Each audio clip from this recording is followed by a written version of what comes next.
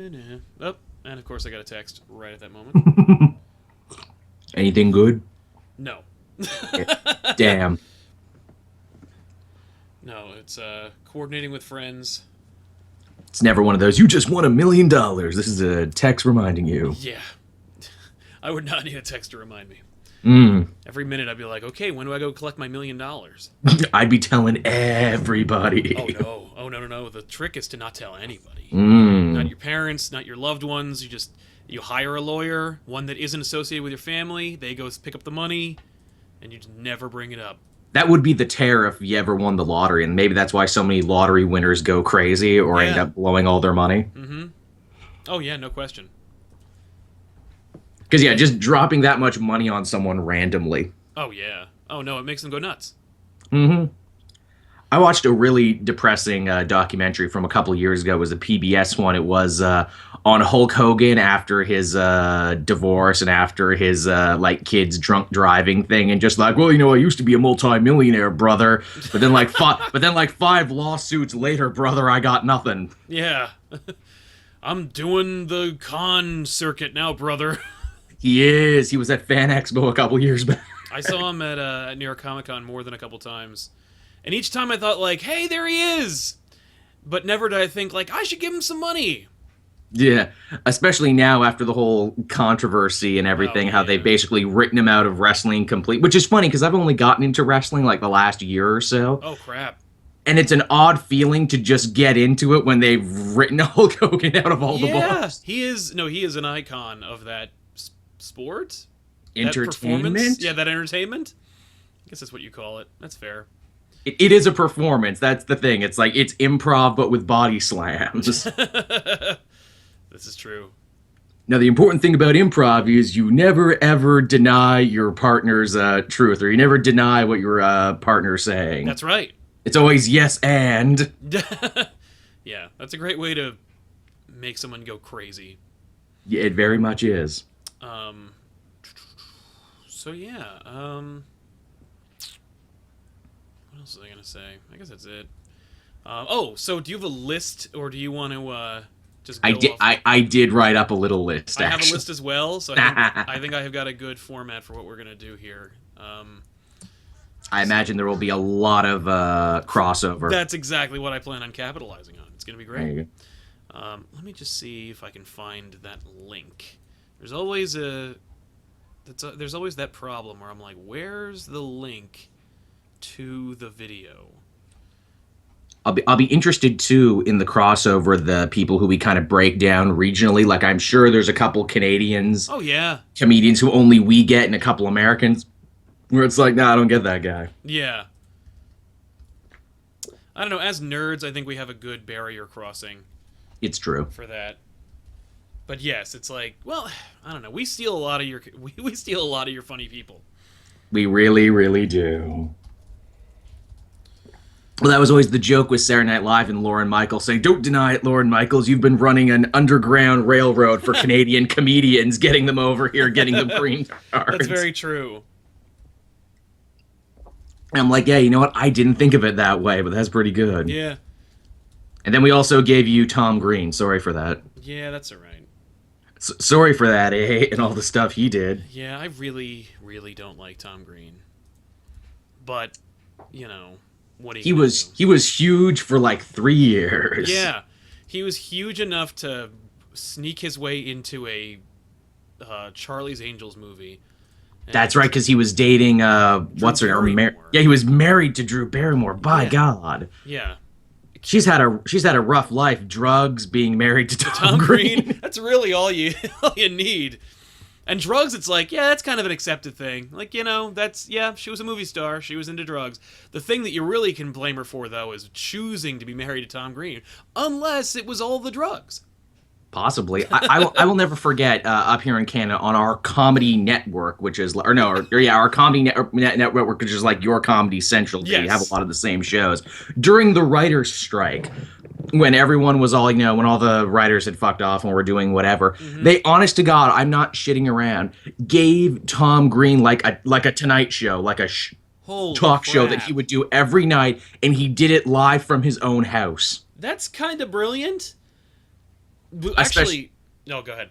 I was gonna say, especially considering that he came from the world of like public access and everything. Yeah, so he was probably like, yeah, I got this. Like, I know exactly how to handle this thing. He put on a public access show for like 3-4 months or however long it was for the strike to be resolved on a major Canadian network. And that's kind of cool. That's more or less what Conan did when during his writer's strike, he was just like, here we go. The really sad part, of course, was that for me, Conan's show had never been better. And all it took was the writer's strike. Getting rid of the writers, just letting... And Conan deliberately made a bad show so that, like, the writers would look better. And it was still way more entertaining and fun than anything else. Like, guess what, Conan? No one wants to see you interview Minnie Driver. No one wants to see you interview Ariana Grande. But they would love to see you go to the dollar store and spend $100. Like, or see you fumble your way through modern video games. Exactly. Like, all your viral videos that you resent so much, that's your bread and butter now. That's TV now. Welcome. It's funny to think that for a whole generation of young kids, they only know Conan as a talk show host and don't know that he wrote like some of the funniest episodes of The Simpsons. Yeah, no, he's a brilliant writer. Speaking of which, here's a topic that I want to toss to you. What do you think of doing late night shows? Is that a thing that you have any like versatility and experience with? Like I may have like 3 or 4, but it would be an interesting topic for sure. Like, yeah, because I think it'd be a cool topic. I'm not like a connoisseur, but I'm familiar with most of them. But I think it'd be a great like topic to chat about. And we can tangent and everything like we do. So why not? Yeah, we can kill an hour. These people, they'll eat it up. Hey, everybody, welcome to the Elseworlds Exchange. I'm Sal. And I'm Joel, and I'm back after a week absence there. Rob knocked me on the back of my head, tied me up in a closet, last week. That's right. And took my spot, so we had to have an Agni Kai, we had to have a fire duel this week. I knew Sal would like Agni Kai, and that's why. Wow. Way to pull out some Avatar references, and no, not the Blue Cats. I was about to say, those are outlawed. But they are in the New World Order. But yeah, if you haven't checked out our previous episode, Joel was unfortunately unable to join us just because, and it was just legitimately, Rob was like, hey, you guys want to do an Elseworlds Exchange? And I'm like, I have a show? That's got to be a good feeling to be like, man, this Elseworlds Exchange, it's catching fire, man. It's fire with a dynamite name like that anyone can say, rolls off the tongue, and it's on the breakfast tables of every American household.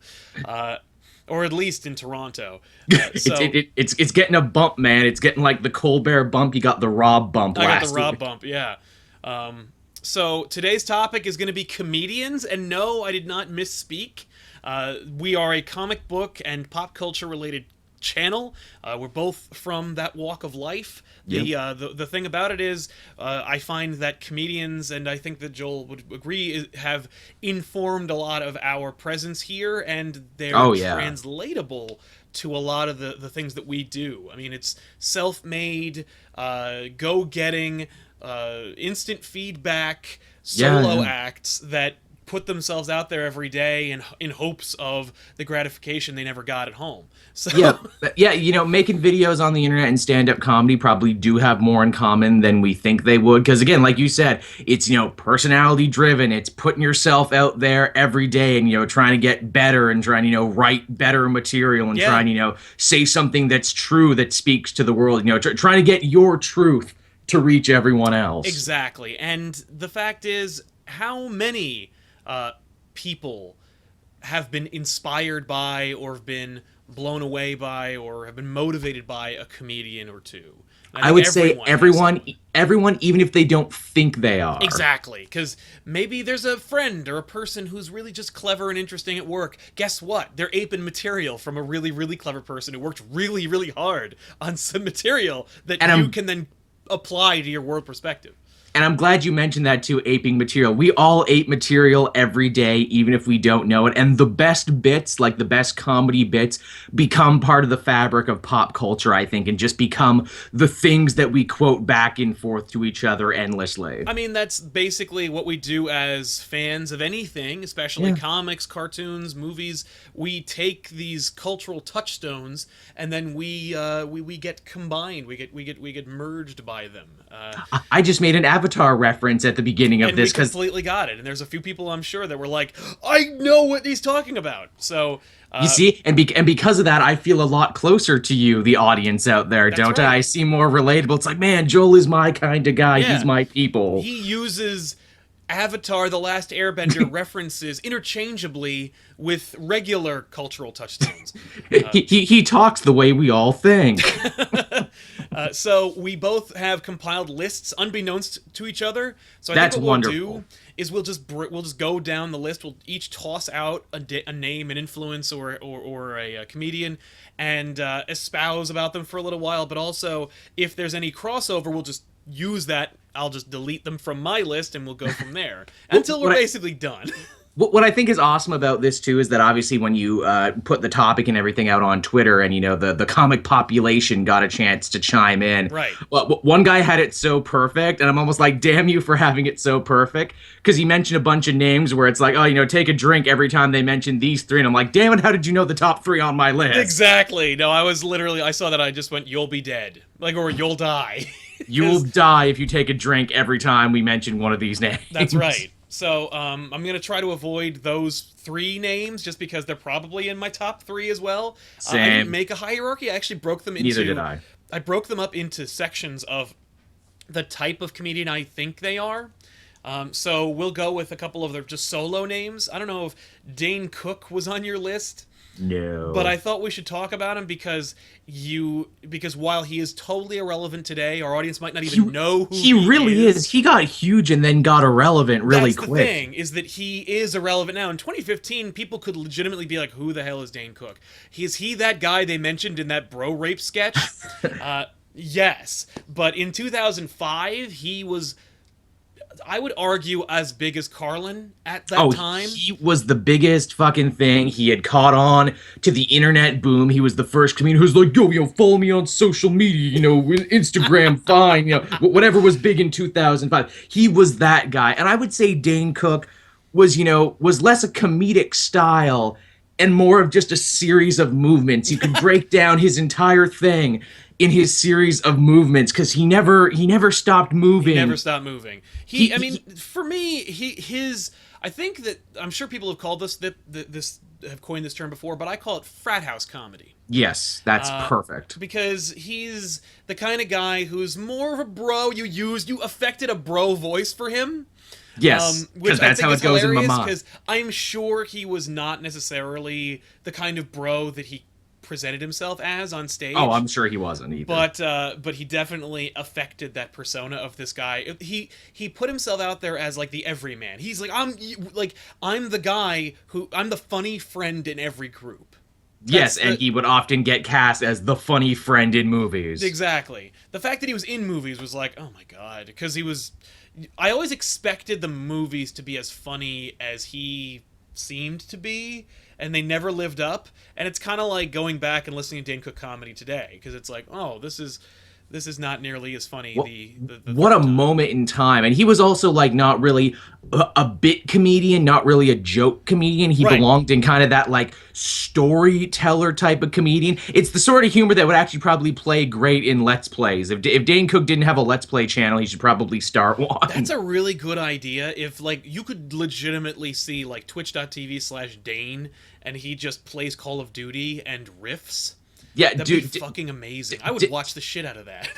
Dane, man, have my people call your people. Let's make this happen. And by my people, I mean just me. Just me. Just I don't have. But me and sometimes the dog is by the phone. You can talk to him. Yeah, he is definitely one of those storytelling comedians where and that's kind of one of my favorite kind of comedians. It's a hard style of comedy to do. Not everyone can be a storytelling comedian. No, and I think that some people are actually storytellers even when they're not comedians, but they still wound up becoming them, and I'll choose this comedian as well because they're not a comedian. But I think that they still fall under a similar category to Dane Cook, where it's, here's a person who out of nowhere just shows up and does this thing, and everybody responds to it, and then eventually that time is kind of over, and it's Kevin Smith. Yeah. Kevin Smith is a film director and an artist in his own right. He's a podcaster and a writer and also a performance artist. And that's the Kevin Smith I want to talk about for the next minute or so. And it's just the fact that, like, the dude turned his Q&A college visits into a stand-up comedy. Into one-man shows. I would say Kevin Smith goes past the point of, just a Q&A guy, just like a professor lecture dude. Like, I would say, like, those three, An Evening with Kevin Smith, Evening Harder, whatever the third one was called. Yeah, exactly. That those are, like, Kevin Smith one-man shows. And in many cases, he's telling, stories from his life, and, you feel you get a better understanding of the man watching it. I mean, if you listen to his podcast, he gives you, when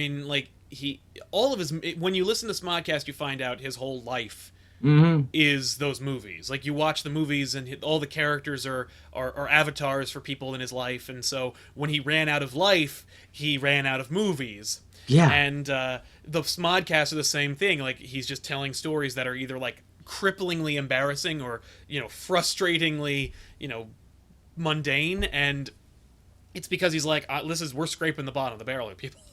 Yeah, scraping the bottom of the barrel. That's a good way to look at it. But his stand-up, if you could call it that, is something else, because you wouldn't have expected it. If you had told me in, like, 99 or 2005 even, that, like, or no, 2005 around, that's when he was starting to do it, that he would kind of be considered a stand-up comedian, I'd be like, pshaw. And I'm sure most stand-up comedians would also argue, no, that's not what that is. Oh, God, I'm sure they would get right offended if you said that Kevin Smith was a stand-up comedian. But you know what? Like, if you stand up and share comedy, guess what?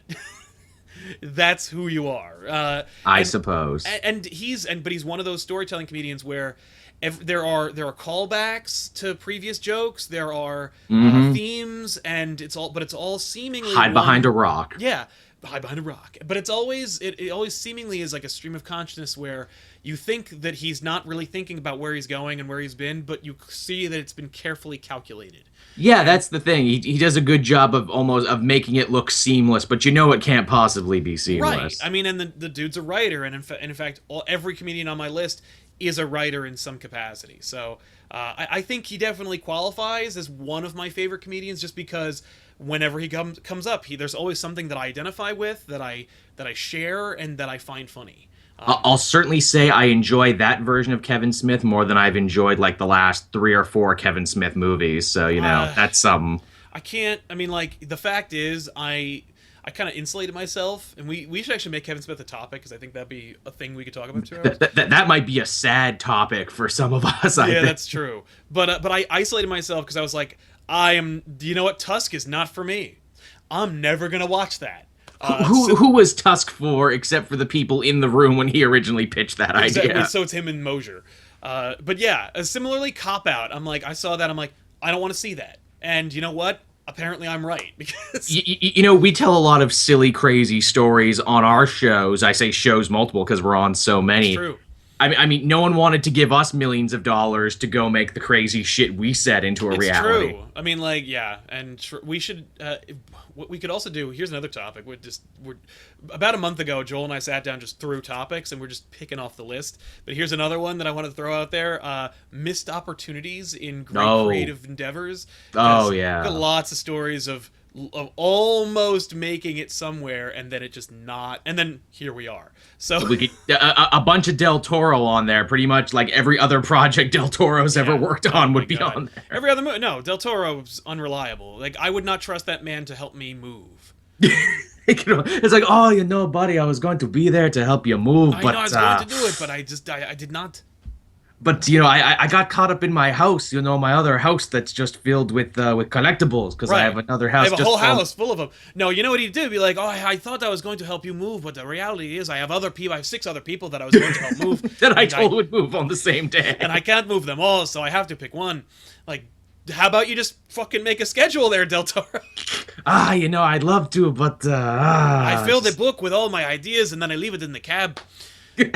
So I like the more we talk about Del Toro, the more he sounds like an angry French kid. I do not know. I cannot. No. Tabarnak poutine, filter les cigarettes. That's right. Hellboy 3 at some point. Okay, so all right, reel it back to standard. Yeah, let's bring it in. So who's on your list? What else have we got? Well, obviously you said how you worked out your list, how you did it by style and everything. Yeah. I started the list the only way you could and just work down generationally from there. Okay. The top of my list, kind of the progenitor, I would say, of modern stand-up comedy, the way we have it. Arguably the greatest guy who ever did it. I watched an amazing PBS documentary about him on Netflix this week, and that's Richard Pryor. Richard Pryor, yes. I went through a phase in my earlier years, like 12, 13, where I would see Richard Pryor material and avoid it because I was like, old things are not relevant and not funny. Like, old comedy, there's nothing staler than that. Boy, was I wrong, and boy, is he, the progenitor of modern comedy. He basically invented what it meant to be a rock star comedian. Yes. And this was at the time when, rock stars and comedians were closer than you would think, because back in the days before the YouTube and the Netflix kids, when you were a comedian, you put out comedy albums and comedy CDs, and that's how you heard your favorite comedian. It's true.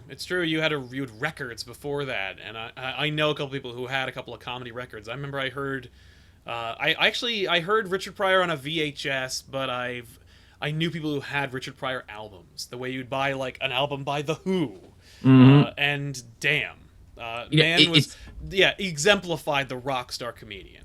And it's funny too, because he started from such humble beginnings, and he was there for all the major shifts in technology. Like we said, going from albums to CDs to VHSs.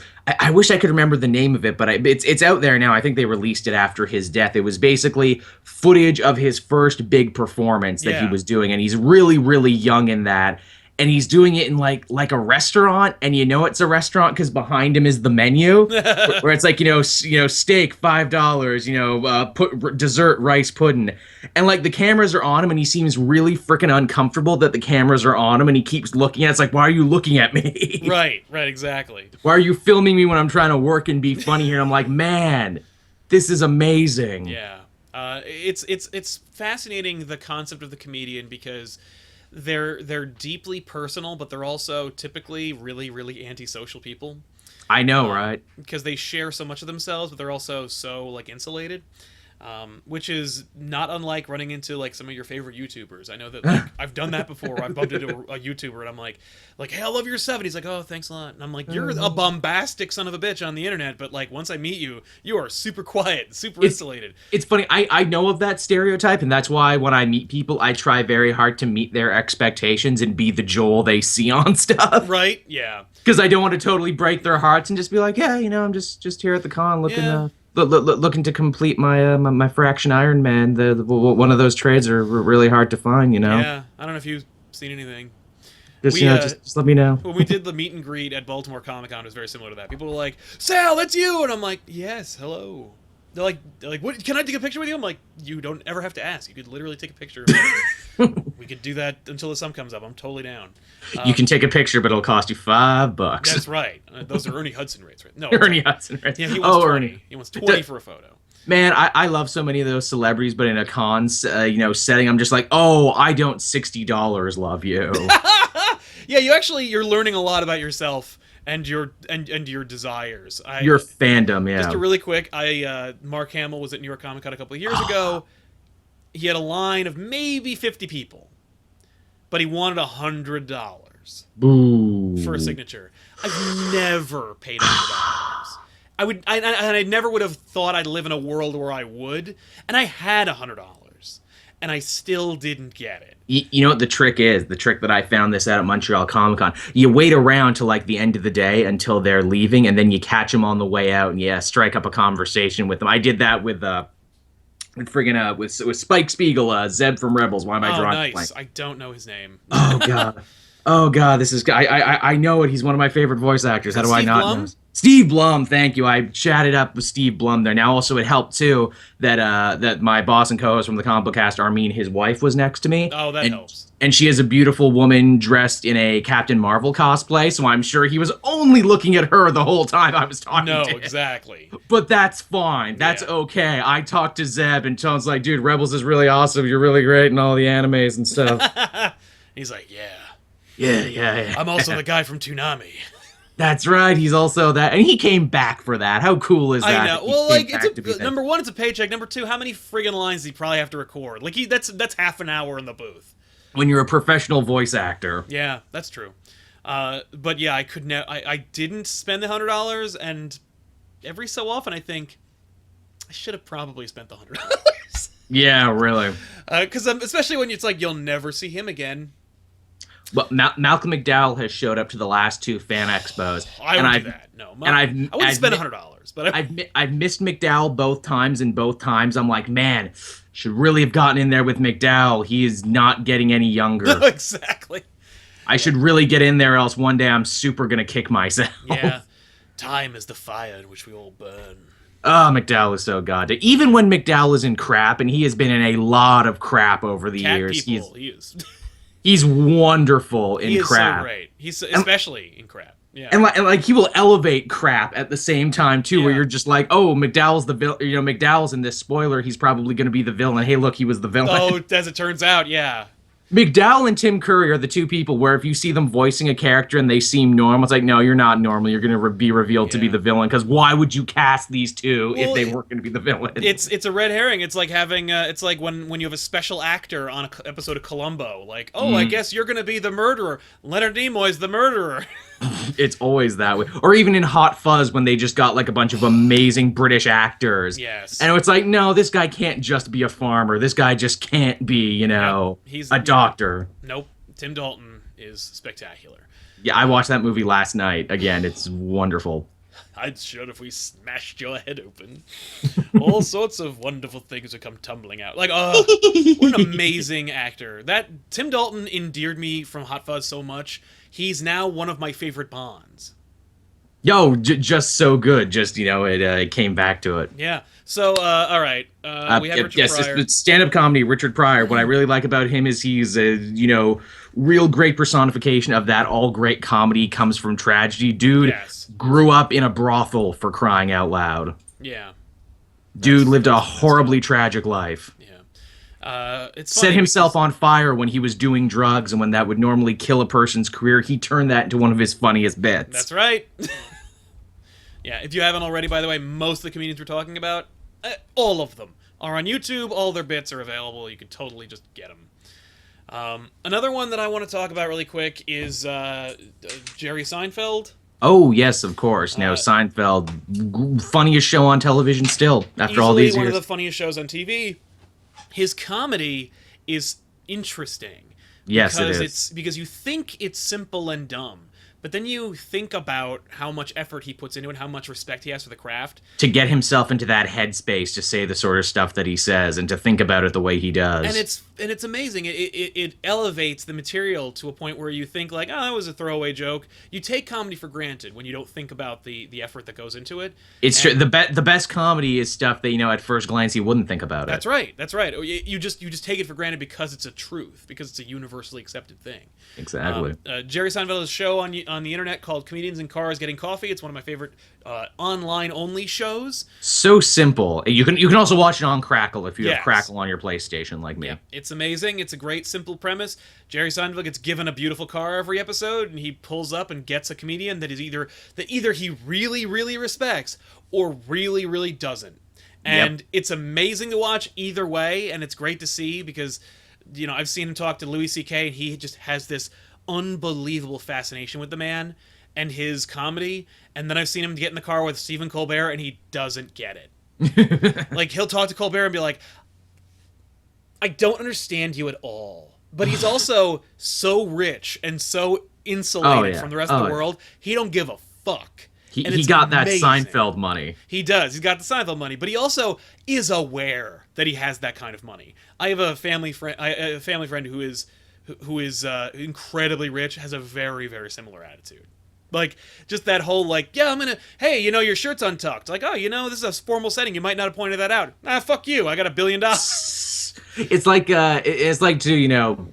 with Seinfeld, but being so rich, people always say, well, how come he never did anything after Seinfeld? How come he never toured again? How come he never did any more stuff? Like, you don't have to when you're a multi-gazillionaire. No. Well, the only thing he did was go back to stand-up and try comedy, because not try comedy, to continue to be a comedian, because he's like, the only thing I ever gave a shit about was this, and now Superman. that I have the money to give a shit about only one thing, here it is. He loves two things. He loves comedy and Superman, and he infuses a lot of his bits and a lot of the Seinfeld show with Superman. His Superman, statue is in the background of every episode of that show. That statue is hard to get and very expensive because of that show. I saw it for sale at the Baltimore Comic Con, and I almost bought it. But so many bits he does too, where he talks about marriage and referring to the ring like a Green Lantern ring, where it's like, oh, you just can't get that off no matter how hard you try. That's right.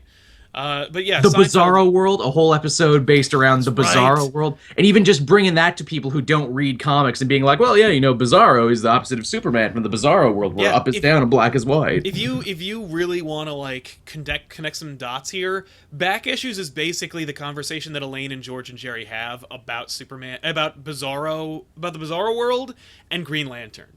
Wouldn't it be bad bye instead of goodbye? Is he black? Does he breathe underwater? These are the Ethan questions that I'm like, holy crap! That's just our show. How amazing! And obviously, as inside fans like we are, we would never think to ask that because it all just makes sense to us. But it's like, yeah, for a sane, rational person, that is a good question. Yeah, I love Elaine's response when he says, she's like, which one's Green Lantern again? Green suit, power ring. I don't care for jewelry on men. It's fucking amazing. Sharp, amazing writer, and an incredible comedian. All right, what's one from your list? Well, I will dovetail off Jerry Seinfeld, because this guy was actually on Seinfeld numerous times and is one of the best friends of Jerry Seinfeld, Dom Herrera. Oh, Dom Herrera. I really, really like, A, their appearance on Seinfeld, and B, you'd be surprised by their comedy, because I never really searched them out, but would occasionally come up with it through my epic searches of comedy. I'm a big fan of Just for Laughs. Obviously, Just for Laughs is the big comedy festival here in Montreal, so they're always replaying it. Right. And everything. And Dom Herrera, just constant fixture of the of the festival. He's there all the time. Yeah. He's one of the big headliners of the Nasty Show, is the thing, because Dom Herrera, really filthy comedian, just really, really good stuff. And again, he's good friends with Seinfeld, but their comedies are could totally not divergent. Yeah, worlds apart. And again, Seinfeld works very clean, is the thing. All of his stuff is squeaky clean stuff you could watch with your grandmother. Dom Herrera, no. Yeah. I don't have much else to say about it. But yeah, Dom Herrera, really funny guy. Always wanted to see him in person there. Well, heck, you talk about co-opting bits. I co-opted his bit in talking about Seinfeld and why he hasn't done anything. Why? Because he has $1 billion. Exactly. That's why. He'll go back to doing stuff after he spent $1 billion, is what he'll do. I would never, yeah. Another one that I want to talk about for a minute is Mitch Hedberg. Oh, God, he was on my list, too. Mitch Hedberg is, if you've never heard of him, look him up. You can find all of his stuff on YouTube. He was a heroin addict. Yeah. And also a comedian. Yes. And he would... Although he swore he never did drugs on stage, is the funny thing. There's one special that I've seen of Mitch's, and it's unwatchable. Because he's too high. He's too messed up, yeah. And it's really sad. It really broke my heart to see it. I was like, okay, I'm done. I'm sorry, Mitch. Yet again, another instance of, sometimes the brightest comedians cast the darkest shadows and everything. And there was a dude who clearly had a lot of issues, even though he had, again, he was a very joke comedian. Yes, he actually told jokes. Yeah, he was punny. He had bits. He had jokes. He was one of those comedians who just he didn't have his set was just joke. He was just a joke machine. Some nights I'd lay in bed, or some nights I'd lay in my twin bed and wonder where my brother was. Rice is great for if you're hungry and if you want 2,000 of something. I was in a death metal band. Then we had to sell our amp, so we became a death metal a cappella group. People either loved us or they hated us, or they thought we were okay. He's amazing. When he works, he's on fire. Unfortunately, he is no longer with us. He died in my home state in a hotel, which depressed the crap out of me because I'm like, great, Jersey claimed another person, so many great comedians too died way too young, and the Mitch Hedberg one is even sadder. Which again, it'll actually help me dovetail to yet another comedian I have on my list because he actually does a bit about Stanhope's or about Hedberg's death, and that's Doug Stanhope, right? Who is another just fierce, brutal comedian in the way he does stuff. Like, oh my god, like one of his specials, if you see none of his specials, you should see the one where he's in New York, he's smoking and drinking on stage, and he makes a point about it, saying, oh no, I'm allowed to do it because it's part of the arts, it's okay. You don't like it, maybe next time get out and vote, people. Yeah. And he does a whole bit, not in that set, but in another one where he talks about Mitch and says, I loved Mitch. Mitch was a great friend of mine, and I hate what his parents did. His parents created a Mitch Hedberg charity golf tournament in his honor and said, that's a real shame for anyone who knew Mitch. Why? Because Mitch hated golf, and he loved drugs. Yeah. He probably loved them right up until the end, and I'm like, oh, God. He sure did. And that's just Stanhope's bits in a nutshell. He is one of like the most darkest, completely brutal, like I was gonna say mean-spirited, but he's always funny type comedians. Right. Like he's a guy who will never attain the success of a Louis C.K. or anyone else because he is just way too raw. Yeah, it's too real. It's funny. We've covered a spectrum of comedians. And we haven't really talked about like the tones and themes, but we have in a way. I go through phases where there are certain themes or tones that I really gravitate towards. But I always have a soft spot for the angry comedian. Someone who's just so sick of everything. And we're getting less and less of those in this day and age. And it must mean that we're doing okay financially as a country or as a world again. Because that's always the way it goes, where it's like, you get the angry people, and then it goes up and down. Exactly. But I've always been gravitated towards the angry comedian. It's hard to imagine. But like I always love the comedian who's just so fed up with everything that he's just like, here it is. And, the Sam Kinnisons of the world. Or the Louis Blacks. Like the people who are just just so full of anger that they need to just vomit their vitriol on stage. And all the better when you know that they believe it. Because there's some people like Louis Black. Louis Black's a great comedian who I think his time passed long ago. I have 3 different specials. They're all full of the same exact jokes. Red, white, and black. I'm trying to think of all the other names. And I'm like, this sucks because he's really funny and these jokes are all great, but you're doing them again and again. He transitioned really well, Louis Black. You know what he's doing now? I assume voice work. Well, voice work, obviously, he killed it in Inside Out this year. As Anger, which, yes, perfect casting. Genius. But no, he's actually directing and helping manage other comedians' live specials and everything. That's really cool. I watched one just recently. Oh, God, I wish I could remember her name. She's a lady comedian. She's really hilarious. She's done Just for Laughs a bunch of times. And, like, the first 5 minutes of that special is just them, going out, eating lunch, looking at the city, and then he directs and manages her special. And I'm like, good for you, guy. That's really cool. To just, like, help his friends put on a good special. And I'm like, yeah, if you're not a comedian doing comedy, still knowing those ins and outs would be a good career choice. It's true. But while I do appreciate and enjoy the anger, I went through my whole college was filled with angry comedians. Nowadays, I kind of like a good sprinkling of light or of refreshing positivity. That's always nice. And there's one comedian that I've only really recently discovered, and he had a show that was just canceled about a year ago. Pete Holmes. Oh yeah, that's right. I've heard of him. He had a show that came on right after Conan's. He's also the guy who does the Batman videos on. That's right. That's right. And he's one of those few comedians that we will get into. Like, I have at least 2 more who are also huge nerds. which is also we've really seen an explosion of nerd comedians over the last little while, and that makes me happy. I think it has something to do with the success of the movies and the TV shows that people can be more out about their nerdity than they ever have been before. But you know what's funny? I don't even care about that. Like I'm a nerd. I'm a geek. I like geek oriented humor. I've seen comedians do geek sets. And it feels like Big Bang Theory, where it's like, set up joke, insert stupid joke reference, and then applause. A perfect example of this, again, I keep showering love and respect on the Just for Laughs Comedy Festival here in Montreal.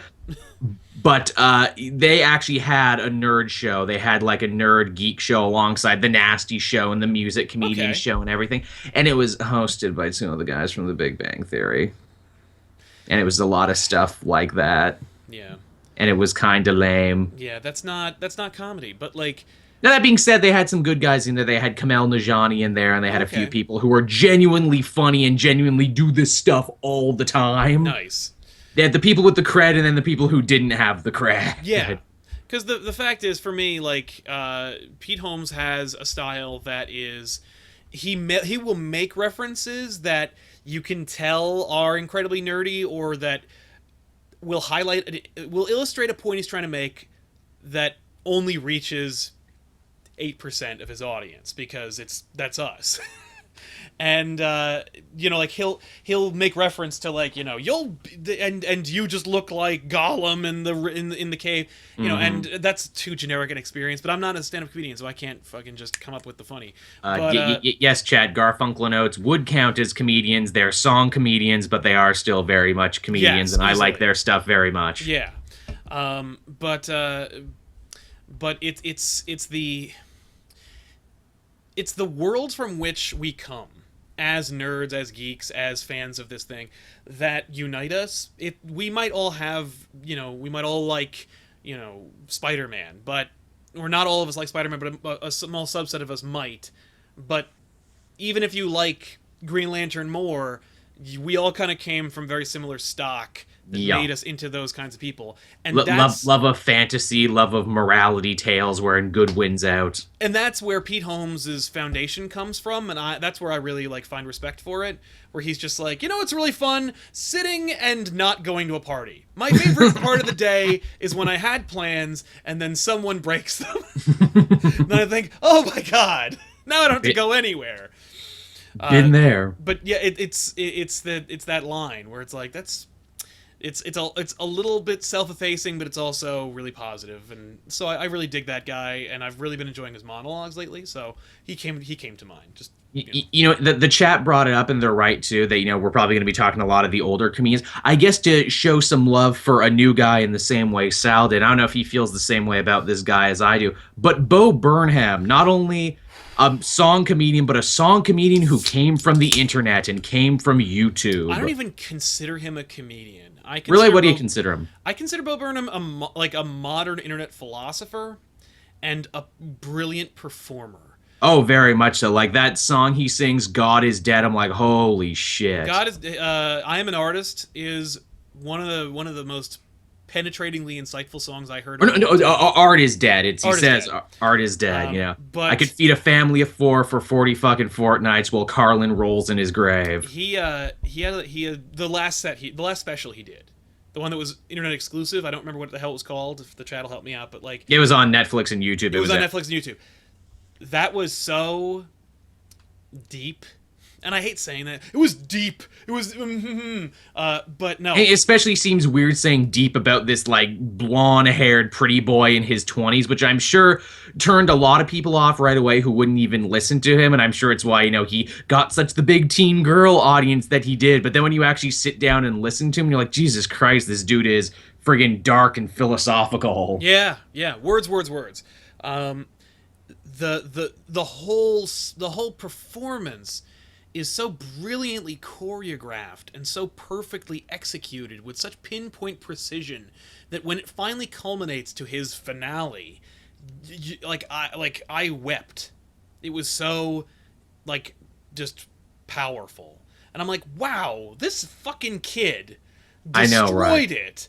And, I know, and gets it on a level that few do, and so like I appreciate his approach, but I don't think that what he does is the same thing as comedy. Comedy is, I mean, although at the same time, comedy is taking the world and presenting it to people through the lens of the comedian, and hopefully you'll enjoy it or laugh. I don't laugh at Bo Burnham. I just think. Well, I would consider his stuff very much in the same way as like, oh God, friggin', why can't I remember his name now?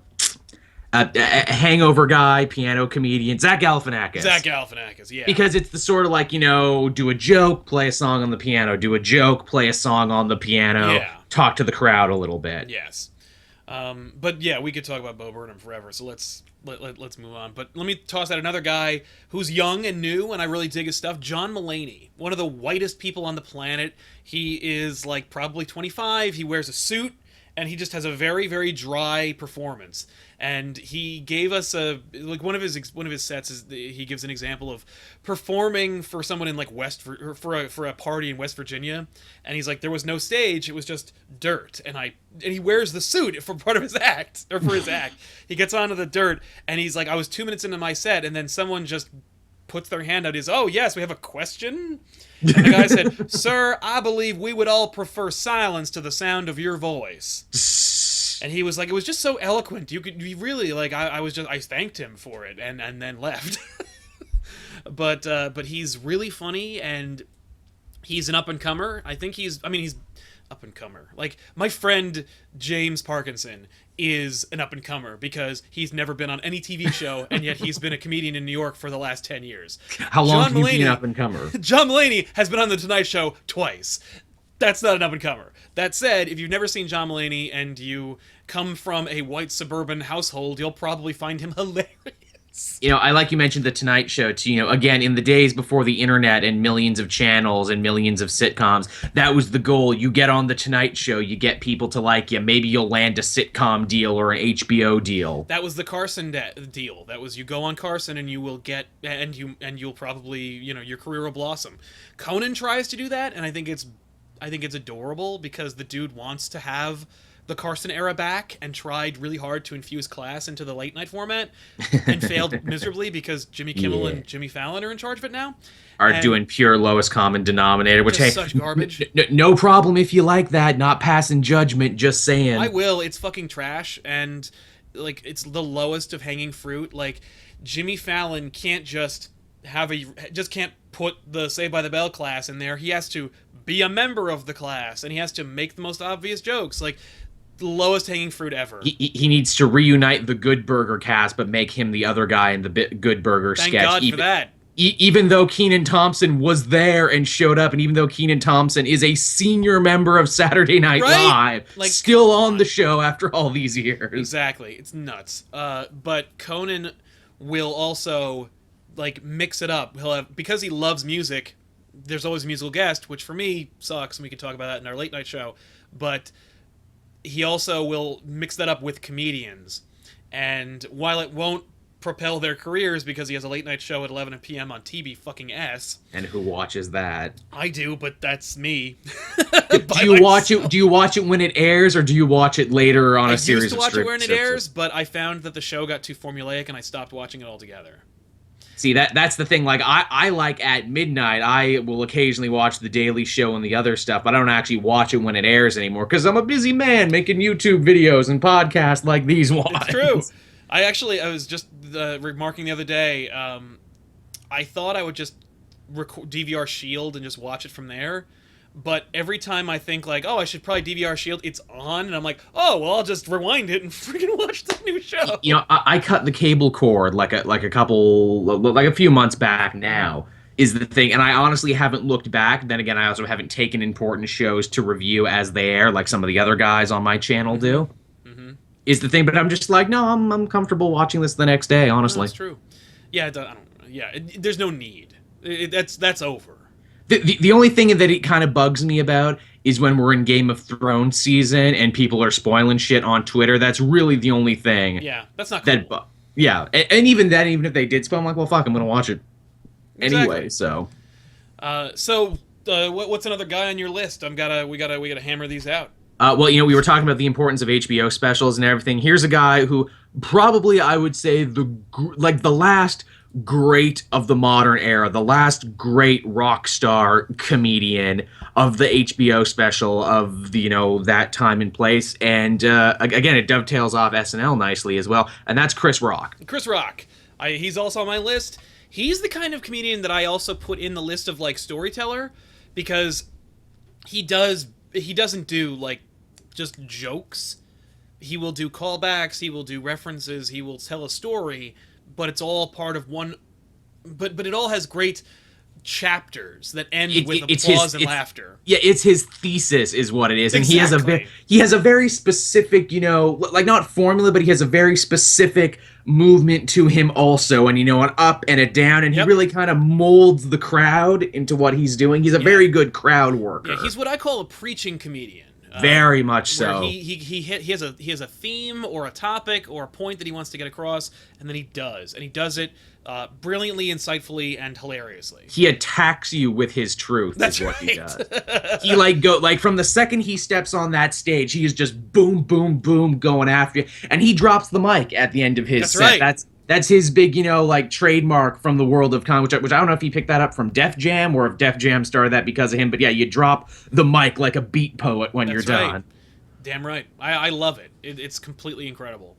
I mean, just so many of his bits are, again, classic part of pop culture now. I know the bit from Bigger, Blacker, and Uncut when he talks about gun control in America. And says, you know, we don't need gun control. What we need in America is some bullet control. Every bullet should cost $5,000. If every bullet cost $5,000, then there would be no more innocent bystanders. That's right. That guy deserved people would that. think first. People would be like, man, you know, this guy must have done something, you know, fucked up because they put $5,000 worth of bullets in him right now. It's amazing. If you've ever seen, there's an amazing conversation, and that's the thing for me. I love comedy. I love watching them do their stand-up. I love watching interviews with comedians. I love watching them talk about their process and share like what they love about their process so much. It's why I like watching anyone making anything. It's why we like.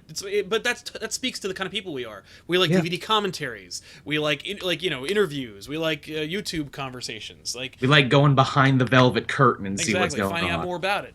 But if you've never seen it, there's an amazing sit down with Jerry Seinfeld, Louis C.K., Chris Rock, and someone else. What a panel!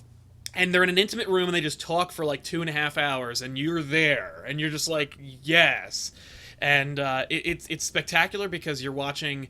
At one point, Seinfeld is complimenting Louis C.K. and he's talking about how he goes like, you have a brilliant way, like you tell these brilliant jokes, and Louis like, they're not jokes. This is who I am. Like these are the things that happen to me. You think that I'm embellishing them for comedic effect, but I'm not.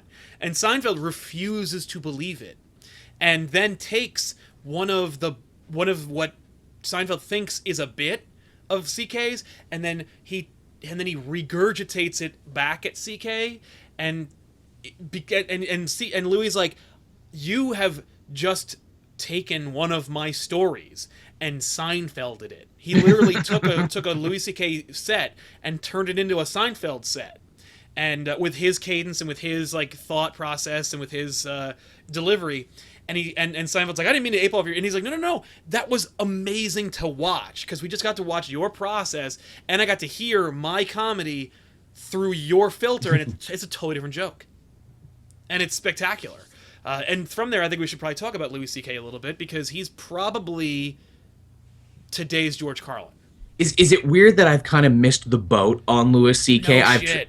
I've tried to sit down and watch like one of his newer specials, and I'm like, I don't get this right now because I think I need the build up to this, because I imagine the guy who I'm seeing now in the newest special, I won't really get that guy if I don't watch the stuff that came before. Well, it's funny.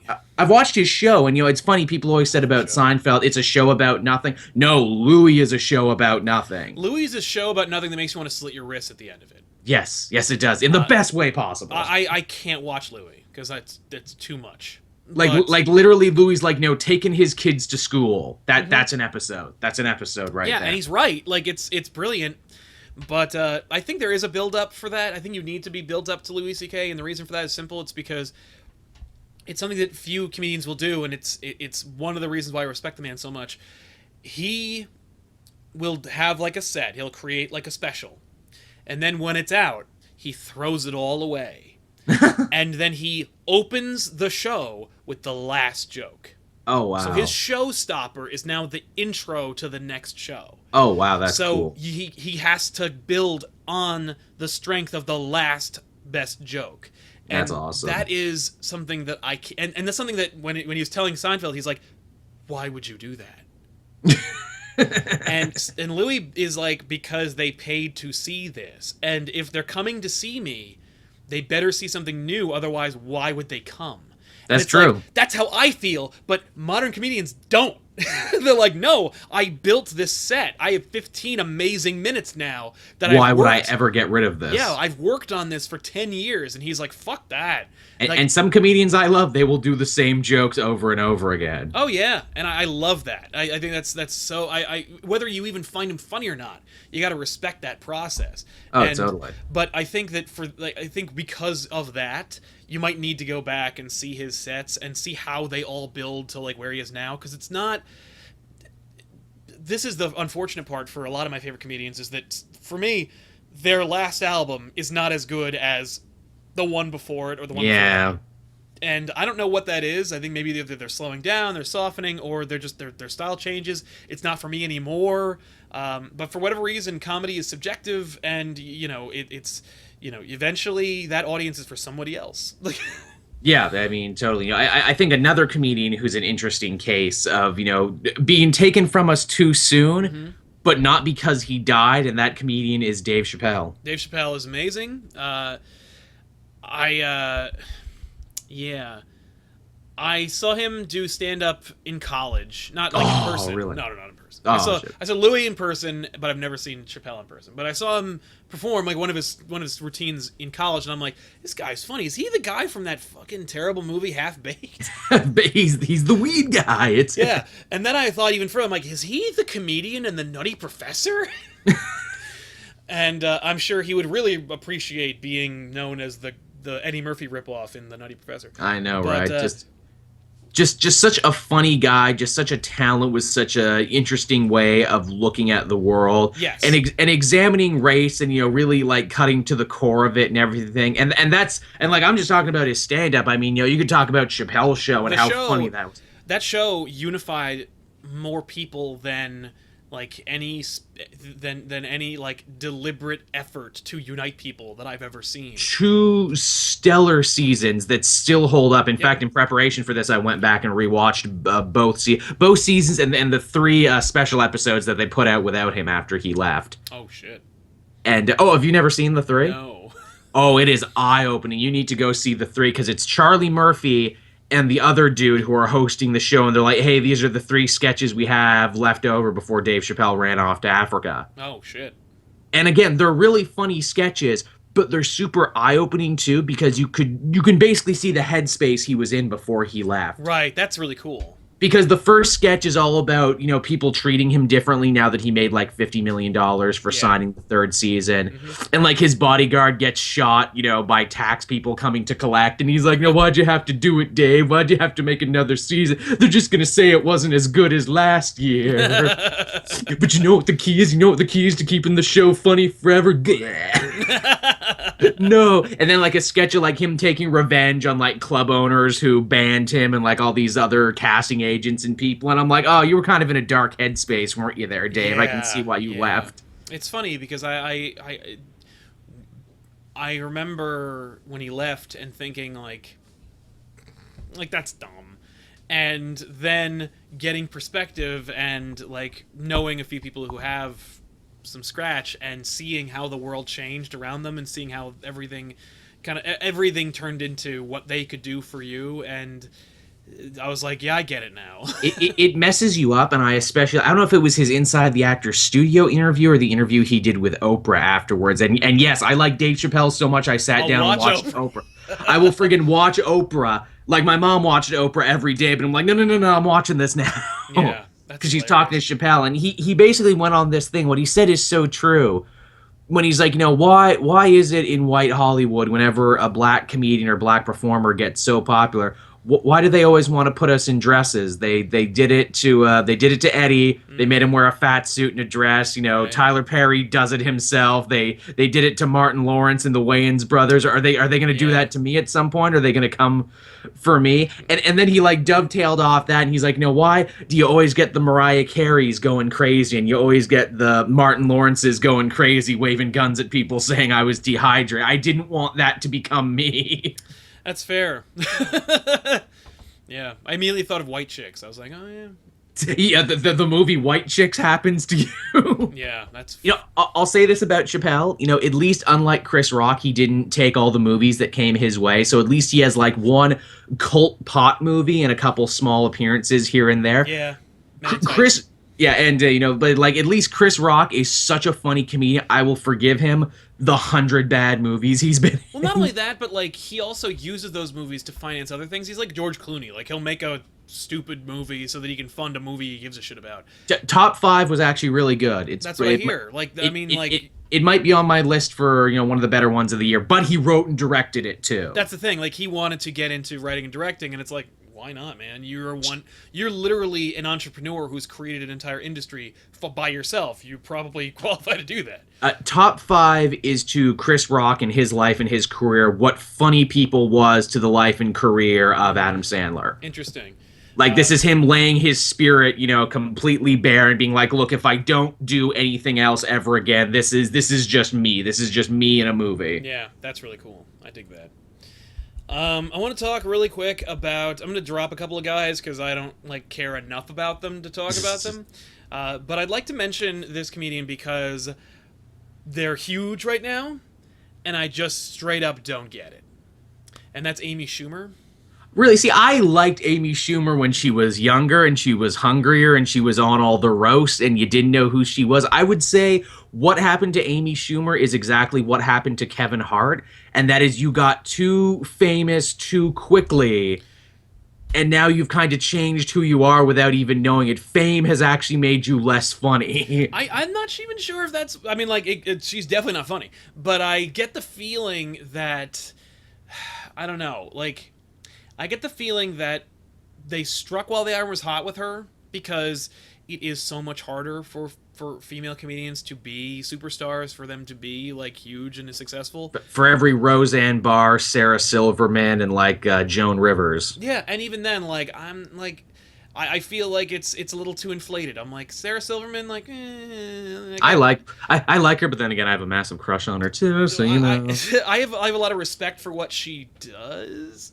But I don't find her comedy that good. But it's only because it's relative. Very weird. It's very weird. And Amy Schumer, I caught her. She was doing an HBO special the other day, and I watched some of it. And I'm like,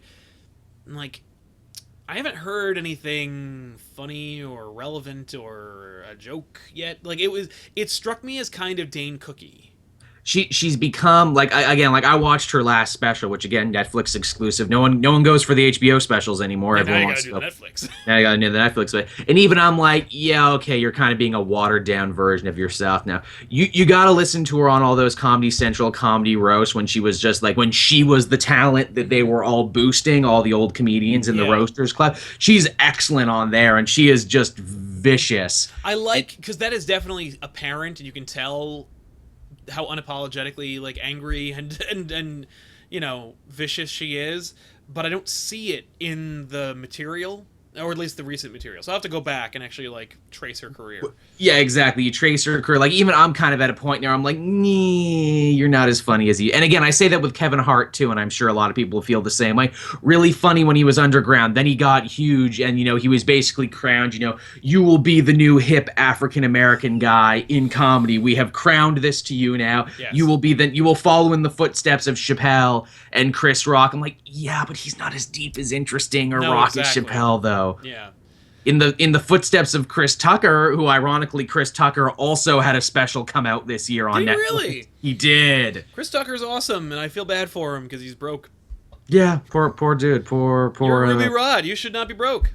You had 3 rush hours. Oh, another female comedian while we're on the list, because this has been pretty dude heavy. And another comedian who's maybe kind of softened up as time goes on, Lisa Lampanelli. Lisa Lampanelli. She is, yeah. The tough Italian broad she is. Yeah, I appreciate her comedy. Again, it's like I get it, and I respect the shit out of her. Have you seen her recently? No, She lost. the last time I saw her was on a roast of something. She lost like 100 pounds, got a ton of work now, like bunch of work done now, and now she doesn't even look like the same person anymore. Wow, that wouldn't have that is both surprising and unsurprising. Now, that being said, like, her reasoning, like, she did a whole bit about it where she's like, yeah, of course, I changed my face and my looks and, I look hot as hell. Now I made a bunch of money. What would you do? Exactly. And I'm like, that's fair, Lisa Lamp. I appreciate you being, so honest, Lisa Lampanelli. Yeah, can't argue with that. It's like, I'm in Hollywood, of course I'm going to be shallow. Similarly, I'm going to toss out another female comedian, Kristen Schaal. She voices Mabel on Gravity Falls. That's right, Kristen Schaal. Yeah, So great. I remember her, the first time I ever saw her was in the Fact Checkers sketch with Bill Murray. She's also you mentioned Gravity Falls. She's also on Last Man on Earth with Will Forte. She's really great in that. She's so great, and I love her delivery and her like the character that she's crafted, and she's refreshingly open and honest and insightful, and I just dig her style. It's fun. I wonder how much of that is a character and how much of that she's just, pulling from herself. I really wonder.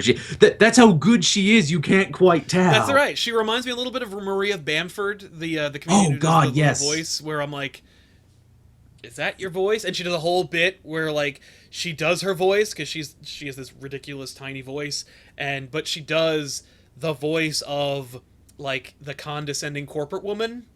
She's amazing. She's an amazing talent, Maria Bamford, and it should surprise no one that, yes, she does a lot of cartoon voiceovers now. She was the voice of Pema in Legend of Korra. No kidding. Yeah, which is hilarious because Pema was such a non-funny character, and yet they got a hilarious comedian to voice her. Yeah, I don't know what that's... I mean, you know what? She probably was just like, I need some friggin' money. Well, they were like, hey, you nailed it.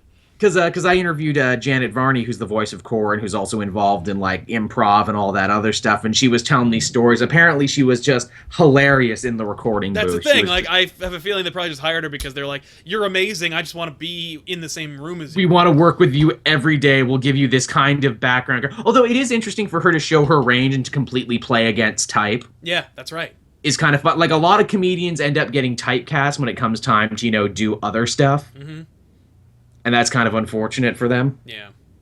But yeah, Maria Bamford, hilarious. Kristen agreed. Shaw, also hilarious. Yep. Who else is on your list? I got a couple more left. Who else? I think, I guess I'll run down a Canadian boy, or at least I think, I got another one here because the idea hit me. Remember a few years back, now maybe it was like 5-6 years ago, we were in the middle of, like, the redneck comedy insurgence that had kind of happened there, with your Jeff Foxworthy's and your Larry the Cable Guys and and Bill Engvall was the other guy. Yes, I remember them. And flash forward all this time later, and no one really remembers any of them except for, maybe ironically saying, "Get her done." Right. Or, well, Larry does Pepto-Bismol commercials now. That's right. The other guy, Foxworthy, does shows, like TV shows for idiots. He's too rich now, so he doesn't have to. Exactly. But the one guy out of that group of people, the one guy who I would genuinely say was funny on his own and funny without the whole redneck comedy gimmick, and he's also ironically the guy who didn't join the other guys when they would do stupid stuff like have sketch comedy shows and everything. Right. And that guy was Ron White. Oh, Ron White. Ron White's amazing. He is. Ron White is the boss hog of comedy. Yes, that's perfect. He is. Yeah, you were absolutely right. That's the dude. Just this. Yeah, I have no words to describe Ron White. He's amazing. Another storytelling comedian, one of his most classic bits is getting arrested by a cop in the small town who obviously knew his name but had to be a dick and say, what's your name, son? He's like, tater salad. Yeah. Only to have that cop actually put it in the database, and then, like, a decade later when he gets arrested again, as one of your aliases, tater salad. So he burned him a decade later. Yeah. That, Ron White is just an amazing drunk uncle of comedy. Yes, he is. A dude who drinks on stage in a day and age. and smokes in a time when you don't really see that anymore. No, and he's like, I don't care. I paid for this. Like, he's like, I paid for this, and this is the good shit. That's right. This is mine. I brought this from home. I brought this.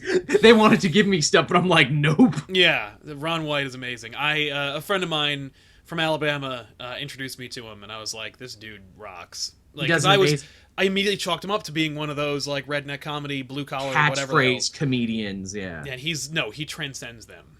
He really does, and you have to wonder, if there was a good reason why he didn't show up with the other guys when they did stupid shit. Yeah. But he was like, no, thanks, I'm good. I don't want to be on a terrible sketch comedy show with you guys on like the CW or like Peachtree TV, whatever it was back then. Yeah. No, he's awesome. He does a great bit about televangelist too. That's also amazing. Yeah. Televangelist in beanbag chairs. Definitely, if you haven't, YouTube this dude. Just if not, just to see the man, because he's amazing. He's a funny guy, completely better than like all those other redneck comedy tour guys. He dwarfs them. You will hopefully replace them in your memory. Yeah, he is by far the best one, and probably the one who should have achieved the Larry the Cable Guy levels of fame, but didn't. Well, just was too hard edged. Just didn't give a fuck. Yeah, they couldn't sell him in Middle America. And it's funny too, because Comedy Central, they roasted Foxworthy, and I think he showed up for that, but he didn't show up for the roast of Larry the Cable Guy. No, he did not. Which is too bad, because he would have eviscerated him, but then he's like, no, but we're not doing that. We're helping his brand by doing this. Yeah, exactly. It can't be too mean to him. Who else did you have? I have at least one big one that I'm sure is on both of our lists, but I'm saving that one till the tail end of the show. We should, yeah. One that I want to mention is Norm Macdonald. Oh yeah, good old Norm. I love Norm Macdonald because he is a huge troll. There is not another person like Norm Macdonald, nor will there ever be another person quite like Norm Macdonald. He is so funny because of how not funny he is. Yes, he is comedy. He is anti-comedy personified into one human being. He is so meta, where he just comes in. He did the roast of Bob Saget, where he says, Bob has a lot in his mind when he wears a hat. No thoughts, just a hat. It's just his deliveries, I loved him on Weekend Update. I loved him when he did an opening monologue after he got fired from SNL. The Jeopardy sketch. Oh my God. His Burt Reynolds is amazing, and apparently the only Celebrity Jeopardy was created because he wanted to find a place to showcase his awful Burt Reynolds impression. It's so beautiful. It's like, yeah, I'll take Andre the Giant for $500. No, that's not. It's not a category. It's not a. It's like, okay, sorry. What is Andre the Giant? Probably some kind of giant. Yeah, probably some kind of giant. And then the real Burt Reynolds forever wanted to come on the show, and the bit would be he would punch out Norm Macdonald, take his spot, but be even dumber. That never got to happen, but oh yeah, it's like, okay, so Burt Reynolds has now changed his name to Turd Ferguson. Yeah, Turd Ferguson. Mr. Reynolds. That's not my name. Turd Ferguson. Yeah, what do you want? I am amazed by the Jeopardy sketch on SNL. Like, how could you actually write that? How could you pull that out of the ether? I think it just, I literally just think that is just legitimately watching celebrities on Jeopardy and being like, these dumb fuckers. If they got real questions, they would be destroyed. And then Sean Connery's going to be really mean to Trebek. Yeah, and let's do that too, because I don't know where that came from. But also, if you don't know who Norm Macdonald is, just watch a KFC commercial, because he's the Colonel now. Is he seriously? He is the Colonel, which I have to assume is a joke. It has to be. Like, because he's out there he's wearing the thing, and he's like, well, I'm the Colonel, and it's finger licking good. And I'm like, Norm, what? This is a bit, right? This is a bit. There's going to be a punchline at the end of this. And there's a comedian, or no, not a comedian. He's a YouTuber who does garbage, and I hate him. His California, something like that. His name's something California. He does con videos where he goes and he makes fun of everybody, and he's just a complete shit. Sal laying down the gauntlet right now of this guy I can't name, but he's human. He would bury me, but I hate him. And YouTube did this awful comedy thing not too long ago. Oh no! Where they gave awards, and he was like one of the MCs, and Norm Macdonald came, and Norm looked at this guy and was like Norm just destroyed him by looking at him, just by being like, it's like, yeah, it's awful. Yeah, but it's amazing just to see Norm Macdonald and him work together, because Norm was just like, you don't know anything, do you, kid? You're the gift that keeps on giving. Another great place you can find Norm Macdonald right now. He is the voice of Pigeon on the Mike Tyson Mysteries. Yes, he plays one of Mike Tyson's pigeons. Yeah. He drinks, he smokes, he's fucking amazing. Yep. And I cannot believe there is an animated show that Cartoon Network took a chance on starring Mike Tyson and Norm Macdonald. Yeah, that's true. He's also that seems like a recipe for disaster. Yeah, when I heard they were announced that, I'm like, no. He also played the voice of Death the first time. Yeah, on Family Guy. Oh, that's right. That's Family right. Guy was Death, and then they were like, we'll get Adam Carolla to do the rest of them. Because I'm sure Norm's like, nah, I don't want to do that again. I already did it. I'm done. And for some reason, I find Dirty Work hilarious. Which one was that? That was the one starring Norm Macdonald. He's only made 2 movies, but like it's him and Artie Lang. Oh, that's right, dude. Artie Lang. There's another dude who self-destructed into going anywhere, even though I think he's really funny. Really funny. By the way, that movie was directed by Bob Saget. Was it really? It's when you know these three. When you got Norm Macdonald, Artie Lang, and it's directed by Bob Saget, that movie becomes 1,000 times funnier. It really does, man. It's also one of the. It's the last Chris Farley movie. Oh yeah. That he fully was in it. I don't know. He is, and by the way, Chris Farley is amazing in that movie. Like, so everything about that movie is so funny because of how crappy it is, and everyone who's making it is just like, this is not. This no. Farley, yet another comedic talent gone way too long. Spike TV, of all places, put out an amazing documentary this year called I Am Chris Farley, and it's an easy contender for my top 10 of the year. Yeah. I heard amazing things about it. I still haven't caught it yet, but it's wonderful. They talk to his family, they talk to his brother, they talk to his friends at school. They basically follow his entire life from birth to death. Yeah. And Saget's in that, actually. Saget's in that documentary, that does not surprise me. Saget was friends with all these people. Like, he's the man. For all the shit you can throw at Bob Saget for being a real-life BoJack Horseman. Yeah, exactly. I wonder if Saget watches BoJack Horseman and just cries himself to sleep, just like, yep, that's my life right there. On a huge pile of money. That's what it is. This I am BoJack Horseman. For season 3 of BoJack, they're gonna have to get Bob Saget in a cameo role at some point. I mean, like, there's no question that they could. I mean, he'll do it. If he's not too busy making Fuller House. Jesus Christ, I cannot believe. Also on Netflix, which, again, I'm like, I hope you know that it was probably due in no small part to BoJack Horseman that people give a shit about Fuller House and Netflix and everything. I feel like, what was that? Like, I don't remember who it was, but I saw somebody go, like, it was a YouTuber who was like, who is Fuller House for? Because if you're 30, you're not watching this movie. But if you have children, they're too young for it. So exactly who is this show for? You're wasting your money by making this show no one's going to watch. Because they'll watch the first episode and then go, fuck that. It's like Girl Meets World. Like, who is that show for? The children who it's for are not old enough yet. It's true. And it's like, yeah, good point. You could have a Firefly spinoff, but no, let's do Fuller House. You're right, chat. BoJack Horseman is so depressing. That's the joke. Yeah. Nice. Dirty Work was filmed in Toronto. I didn't know that. That's awesome. It's all... it's just the cheapest movie ever. As is often the case for cheap-ass movies, you film in Trinity, my neck of which is all... yeah.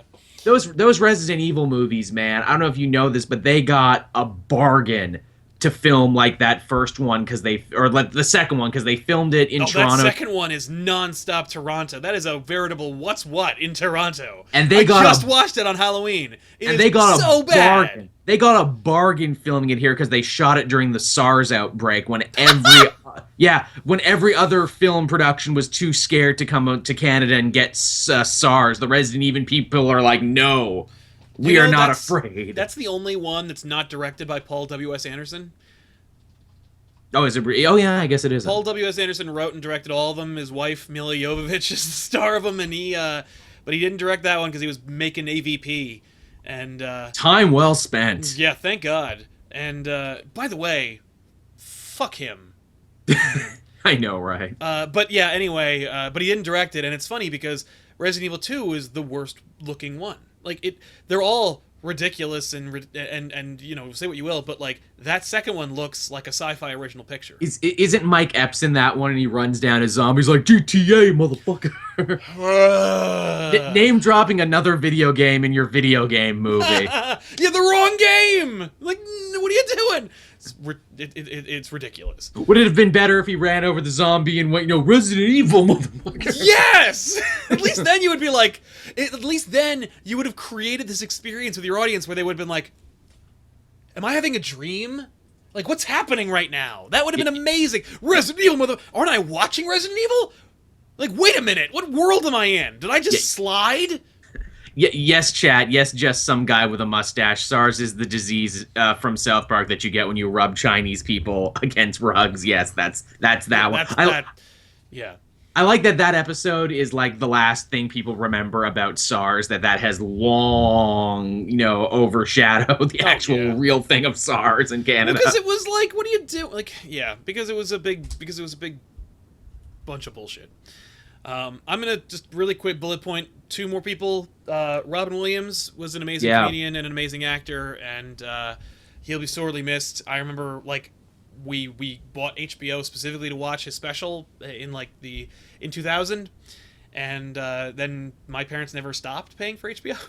Nice. Yet another dude who just attacked the audience with comedy. Yeah, just assaulted them with himself. Just a force, just an unstoppable force. That dude. Yep. Amazing, and say what you will, but like there's always something that will catch, and he just, because he throws it all at you and goes like, what sticks, what's funny. If you really want an eye-opening interview, and again, because it's hosted by another comedian, listen to the interview he did with Mark Maron, like not long before his death. That one, that's an eye-opener. Is he talks about his life and everything, and how he quit drinking and then thusly started drinking again. Yeah, I should check that out. I'm not a huge Mark Maron fan, but I do appreciate a real honest interview. I was gonna say, but I like Maron. I think I like his interviewing work more than I actually like his stand-up work, which is funny to think. Yeah. So who else on your list? What have we got? Well, I guess, a Canadian guy, or at least I think he's Canadian. No, British guy, actually. We've been talking to a lot of Americans. Here's a British guy I think is funny.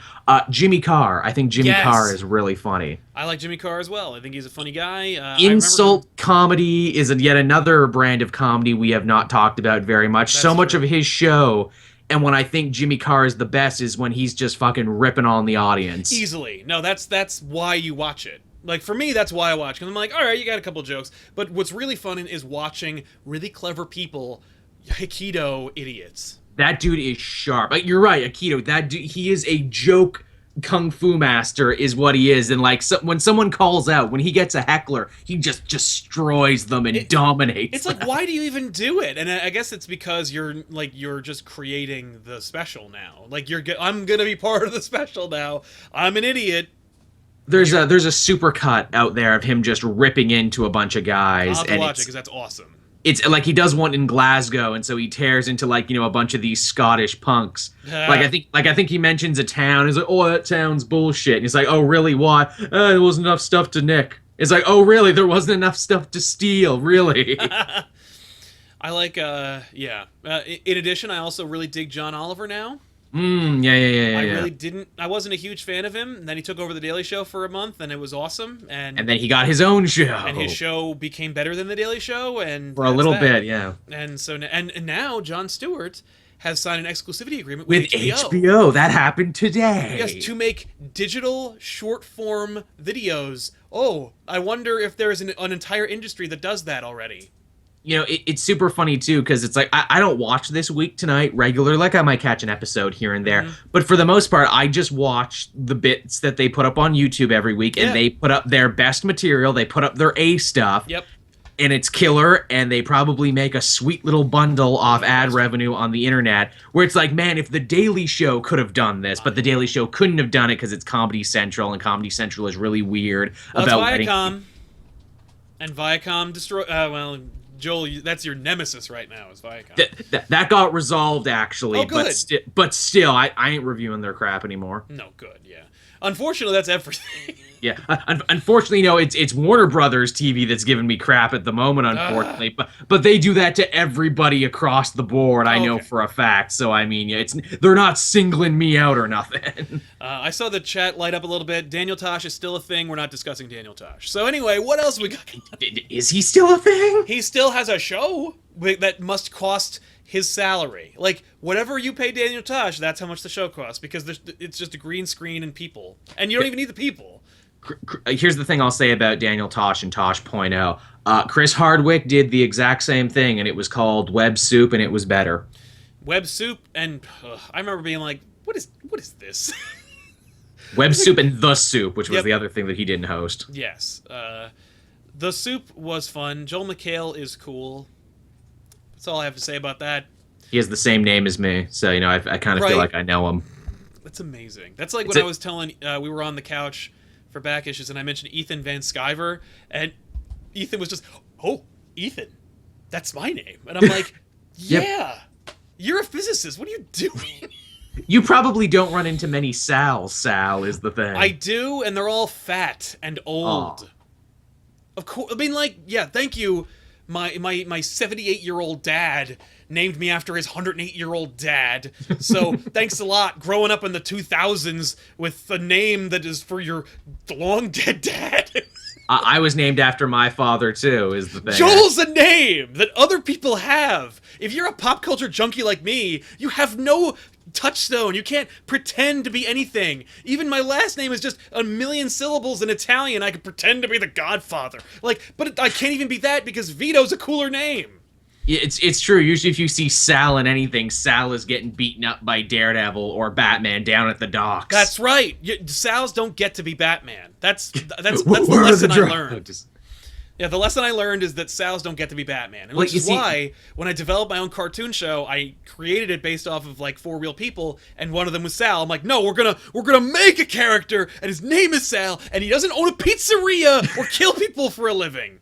It's true, you need to make the Italian superhero for everybody is what you need. Yeah, but it would be the Italian stallion, and he has a spaghetti string of justice and herp-a-derp. You know who actually did a bad job and then who turned around and did a good job?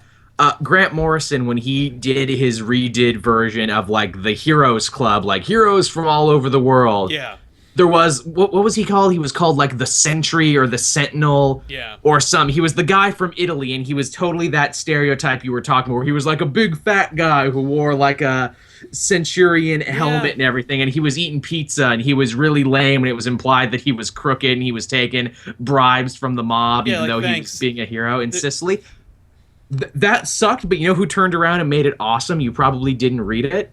Jimmy Palmiotti, good Italian boy. Good for him. Jimmy Palmiotti said, well, that guy sucked, but his daughter from Sicily is fucking badass, and she has a really cool costume, and she fights Charlie Caligula and the mob, and she helps out Luke Fox. So it was funny. He kind of turned it around and made it awesome, where it's like he was lame, but his daughter rules. I dig that. I also, there's only one, like, obvious Italian character that wasn't obvious at the time that I really like, and his name's Francis Castiglione.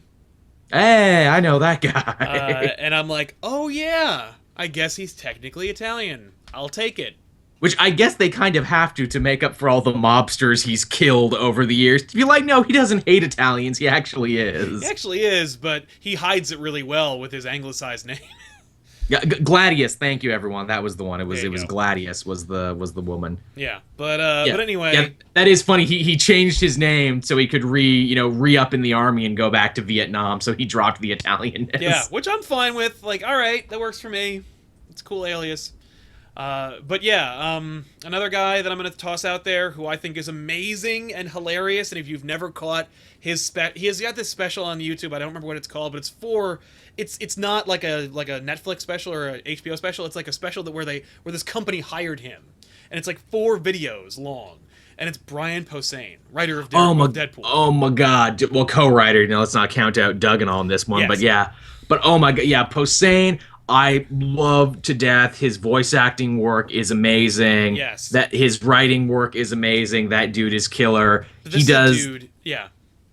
He does like 4 minute on fart and wiener jokes, and it's not nearly as immature as you think it is. That's the thing, and like Brian Posehn is the kind this is a nerd comedian. Like this is, Oh my this is a God, comedian yes. for geeks, where he doesn't go like, "What's the deal with Peter Parker?" You know, like he cuts to the core of what it means to be a geek or to feel on the outside of whatever it is that's the norm.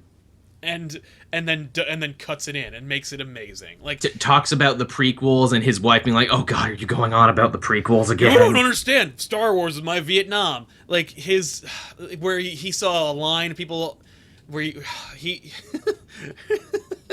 For the new special editions, he saw like a standee in the store. yeah. Well, I like when he saw a line waiting for Attack of the Clones, and he rolled down his window and went, "Star Trek sucks." Just to fuck It with was because I knew, because the worst thing in the world is when you get your obsession wrong, and true. sure enough, it's Star Wars, get it right. Like, yeah, that's what sucks. Thank you for correcting me. Yes, you're right, chat. Brian Posehn, Symbiotic Titan. He's great in that. He also plays what is it? It's Sour Cream in Steven Universe. He's great in that too. Nice. Dude gets around, or oh god, the other bit he does about like introducing his kid to Weird Al. Yeah. Saying, I want to get my kid into all the things I like, and I'm really not sure how to get them into Weird Al without the proper context. Do I let them listen to Queen first and say, hey, here's another one, Bites the Dust, not one of their greatest tunes, but here's another one, Rides the Bus by Weird Al. Now this is banging. Or do I just introduce my kid to all Weird Al music as if it was original music? Right. Like, for me, actually, a lot of Weird Al was, to me, original music until I heard a real song on the radio. I'm like, oh, my whole life was a lie. So you're the kid in this joke where it's like, I don't want my kid to come home from a party one day and be like, man, I was hearing this thing called, Beat It from Michael Jackson. It sounded exactly like Eat It. I think this Michael Jackson clown owes Weird Al some coin. Yeah, that's right. And number one, that's amazing. Number two, yeah, that's exactly my experience. Like, crap, what's that? The one, fuck it. He's also a comedian who jokes about his own ugliness, which is a very Rodney Dangerfield type thing to do. Where he's like, I'm the sort of guy where I have to live with rules being this ugly. I can never in the mall say to a mom, hey, cute kid. I can never do that. No, I love how he talks about how, I'm in movies sometimes, and he's like, but I'm never gonna get a sex scene.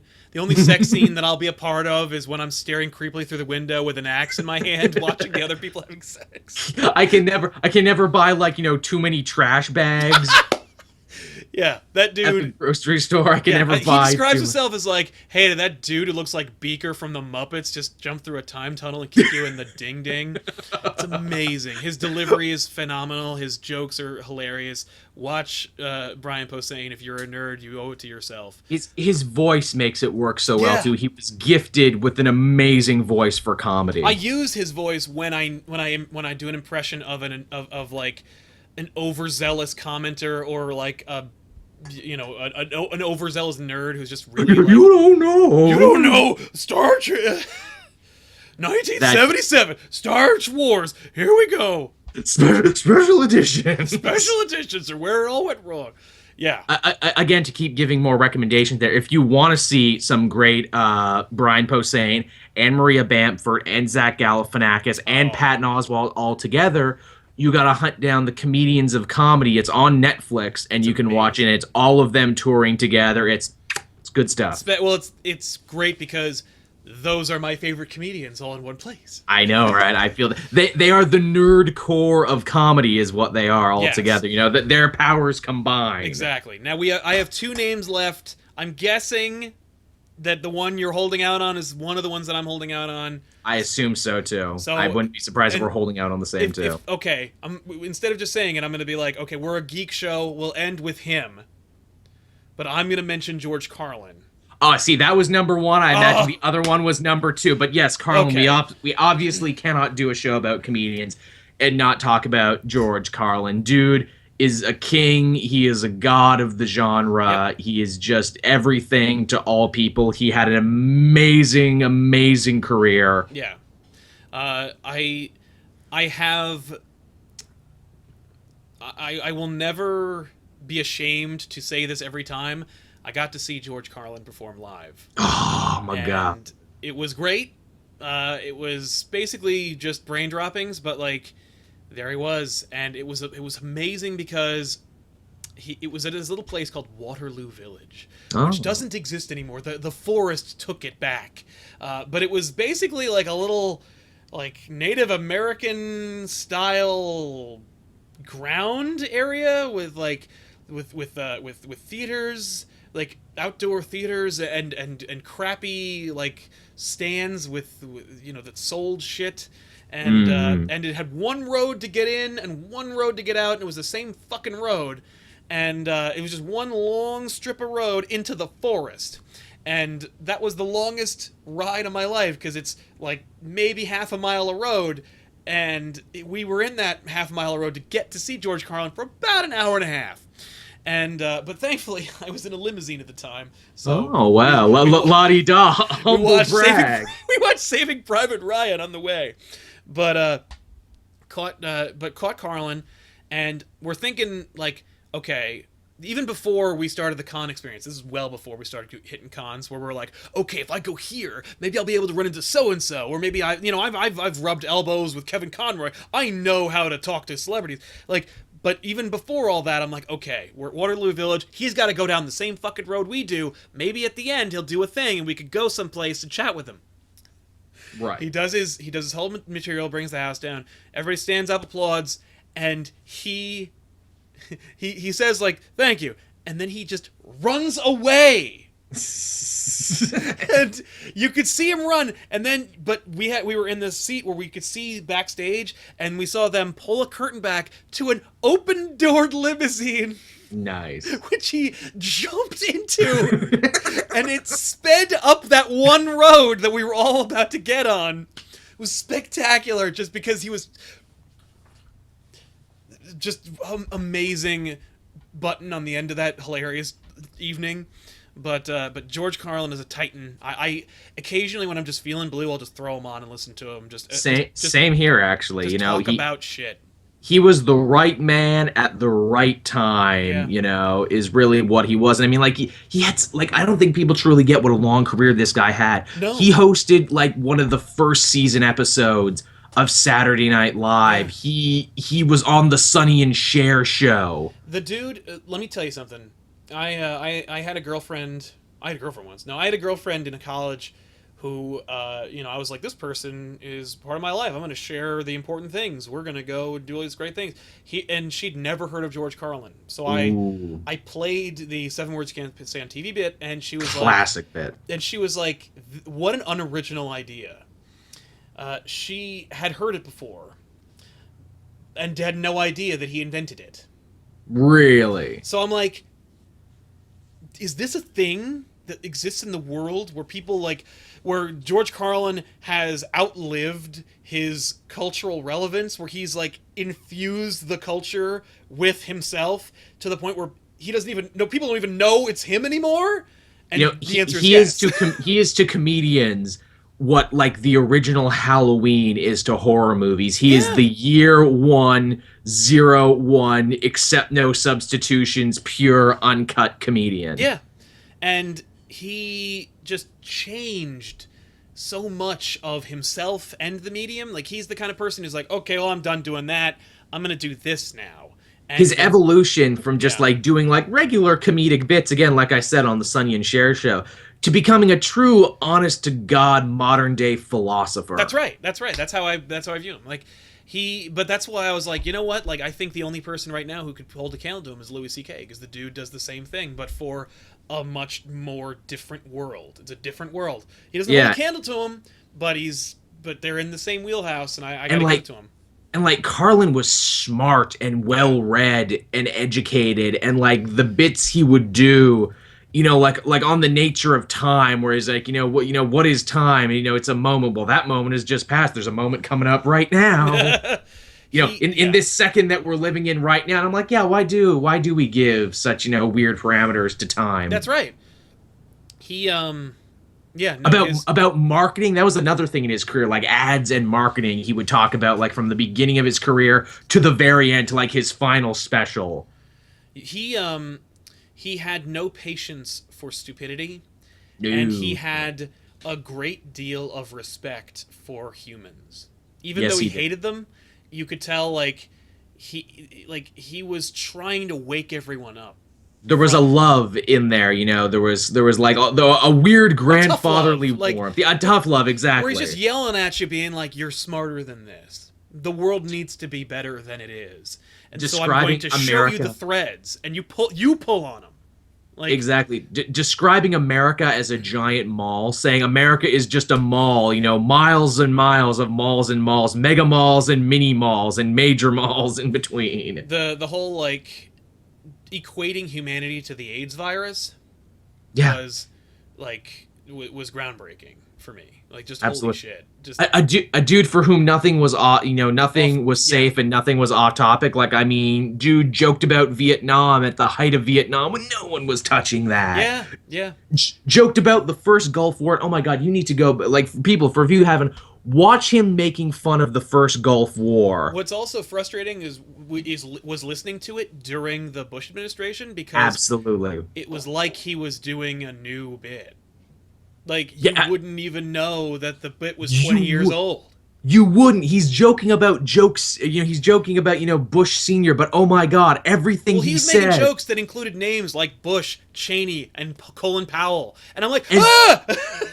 he saw the future. Is Yeah, what he did. He like literally reached into the future with that bit, and it's absolutely timeless. And obviously, people are talking about the other stuff he was in. He was Rufus. he You was know, Rufus, and he was Mr. fucking Conductor. he was the conductor on Shining Times. That was That's the right. first time I ever saw him. I think that must have been the first time I ever saw him as well. Although I prefer Ringo Starr to his Mr. Conductor. I loved George Carlin as Mr. Conductor, and getting to know George down the line and then being like, "Oh my God, you're Mr. Conductor!" Makes that makes it you even beautiful. better. Like, It does, where it's like I can genuinely say I have loved and enjoyed your work my entire life, right, from a small exactly. child to like a teen sneaking your specials when I wasn't really allowed to, but my parents didn't give a shit because they liked them anyway. Yeah, And then to like as something resembling an adult on the internet, being like, dude, I get it. yeah, yeah. It's true. And then finally, Patton Oswalt You knew we is had to go there. is the nerd's comedian. He is the nerd spirit animal. He is the man telling our stories for us. Yeah. I was first introduced to Patton Oswalt in college, and I was like, "Oh, one of my friends became a comedian." Like, Yeah, basically. he, well read, well spoken, constructs jokes deliberately. He has a he doesn't transcend the medium. He doesn't try to reinvent it. He's just honest and open, and makes and does the work. He just hits his Lives own very much in grindstone. the moment. Yeah. Yeah, makes the jokes and puts them out there, and hits all the heights. Like, never met the guy. I've seen him live, and he's amazing live. See, I'm jealous. You see, I love all these stand-up comedians. I've never gotten to see any of these people. Because like, even if they've done the same bit, you're like, I'm in this moment where here they are. Like, seen Louis C.K. live, which I was like, I gotta do that. Gotta see Patton Oswalt live. He was in Red Bank. I was like, oh shit, gotta go to Red Bank, go see him. Yeah, Um, I should totally see him next time. I don't know. Does he play Rama? Does he play Casino Rama? We get a lot of good I comedians want at to say he Casino. does. I mean, he definitely goes to Toronto a lot. He'd go. I mean, like, you're not there, but like he does hit Canada. It's a commute. Yeah, on the other side. It's a commute. I could commute there, but I mean, just Oswald, just so funny, and yet again another comedian where you see his evolution Yes. as like just like a regular stand-up, all young and bright-faced, to an older guy who, kind of embraced his nerdity and embraced, his, angry man side. Like the bit he has about the KFC Famous Bowl. Oh my By God. I had never heard anything like that, and he informed a lot of who I am with his observations. Him just equating the Famous Bowl and calling it a failure pile. It is a failure, bro. It's like, would you like, some corn and gravy with that? It's like, no, I would like you to put my food on my plate like I'm a fucking adult, please. With dignity and self-respect.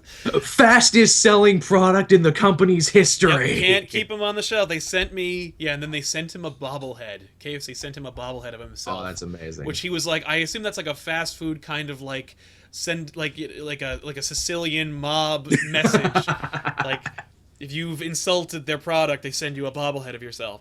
But like they send the black rose to you. Exactly, but I know what it is. That's a thank you, because it's like, you sold more famous bulls than we ever could have. It's true. I'm not gonna lie. Nothing made me want a famous bull more than hearing Patton Oswalt talk about it. Yeah, but I also have to say, like, having listened to him recently, Werewolves and Lollipops is the best album he's ever done. It's really, really good. And the last 2 albums that I've heard were not. Like, were not as good. I think the last thing I watched from him was his last special, Finest Hour. Yeah, which was great, but not as great. Again, you can tell he's a different man now. He's like, I'm married, I have children now. I had to say goodbye to my weed and my scotch and everything else that I like. Exactly, which is like, which is also why I really still like. It was great to rediscover Brian Posehn. I remember in high school I watched a Brian Posehn Comedy Central, like, 20-minute bit. Yeah, back when those were things. Yeah, which stayed with me forever. The dragging the mattress bit stayed with me forever. His Star Trek sucks, like that. And eventually I found out his name, because that was, around the time when the internet was sucky. And so I dare you to spell Posehn. You can't do it. It's Posehn, but anyway, he. I'll take your word for it. Yeah, I had to recently, but yeah, like he. But rediscovering him fills the void that Patton is kind of leaving behind, because Patton kind of spoiled me a little bit, where I'm like, oh, a comedian for me and my people, like. And he's getting a lot of good voice acting gigs too. Again, I mentioned BoJack Horseman. He's all over that show. Oh yeah, he was on Gravity Falls. He was on Rick and Morty. He's everywhere. I mean, he's everywhere to the point where he's in Red Letter Media's Space Cop movie. That's right, he is. I forgot about that. Like, he is. I mean, but he also loves Red Letter Media and has like an inordinate respect for them, as do I. Who doesn't? A feather in my cap would be to do something with those guys. Just hey, hint, Mike and Jay, hint. I know Mike and Jay don't watch YouTube. Like, there's no fucking way. Of course they don't. I mean, I know they'll never see this. But maybe Rich Evans does. So Rich, if you're watching, get me the hell in there, because I will.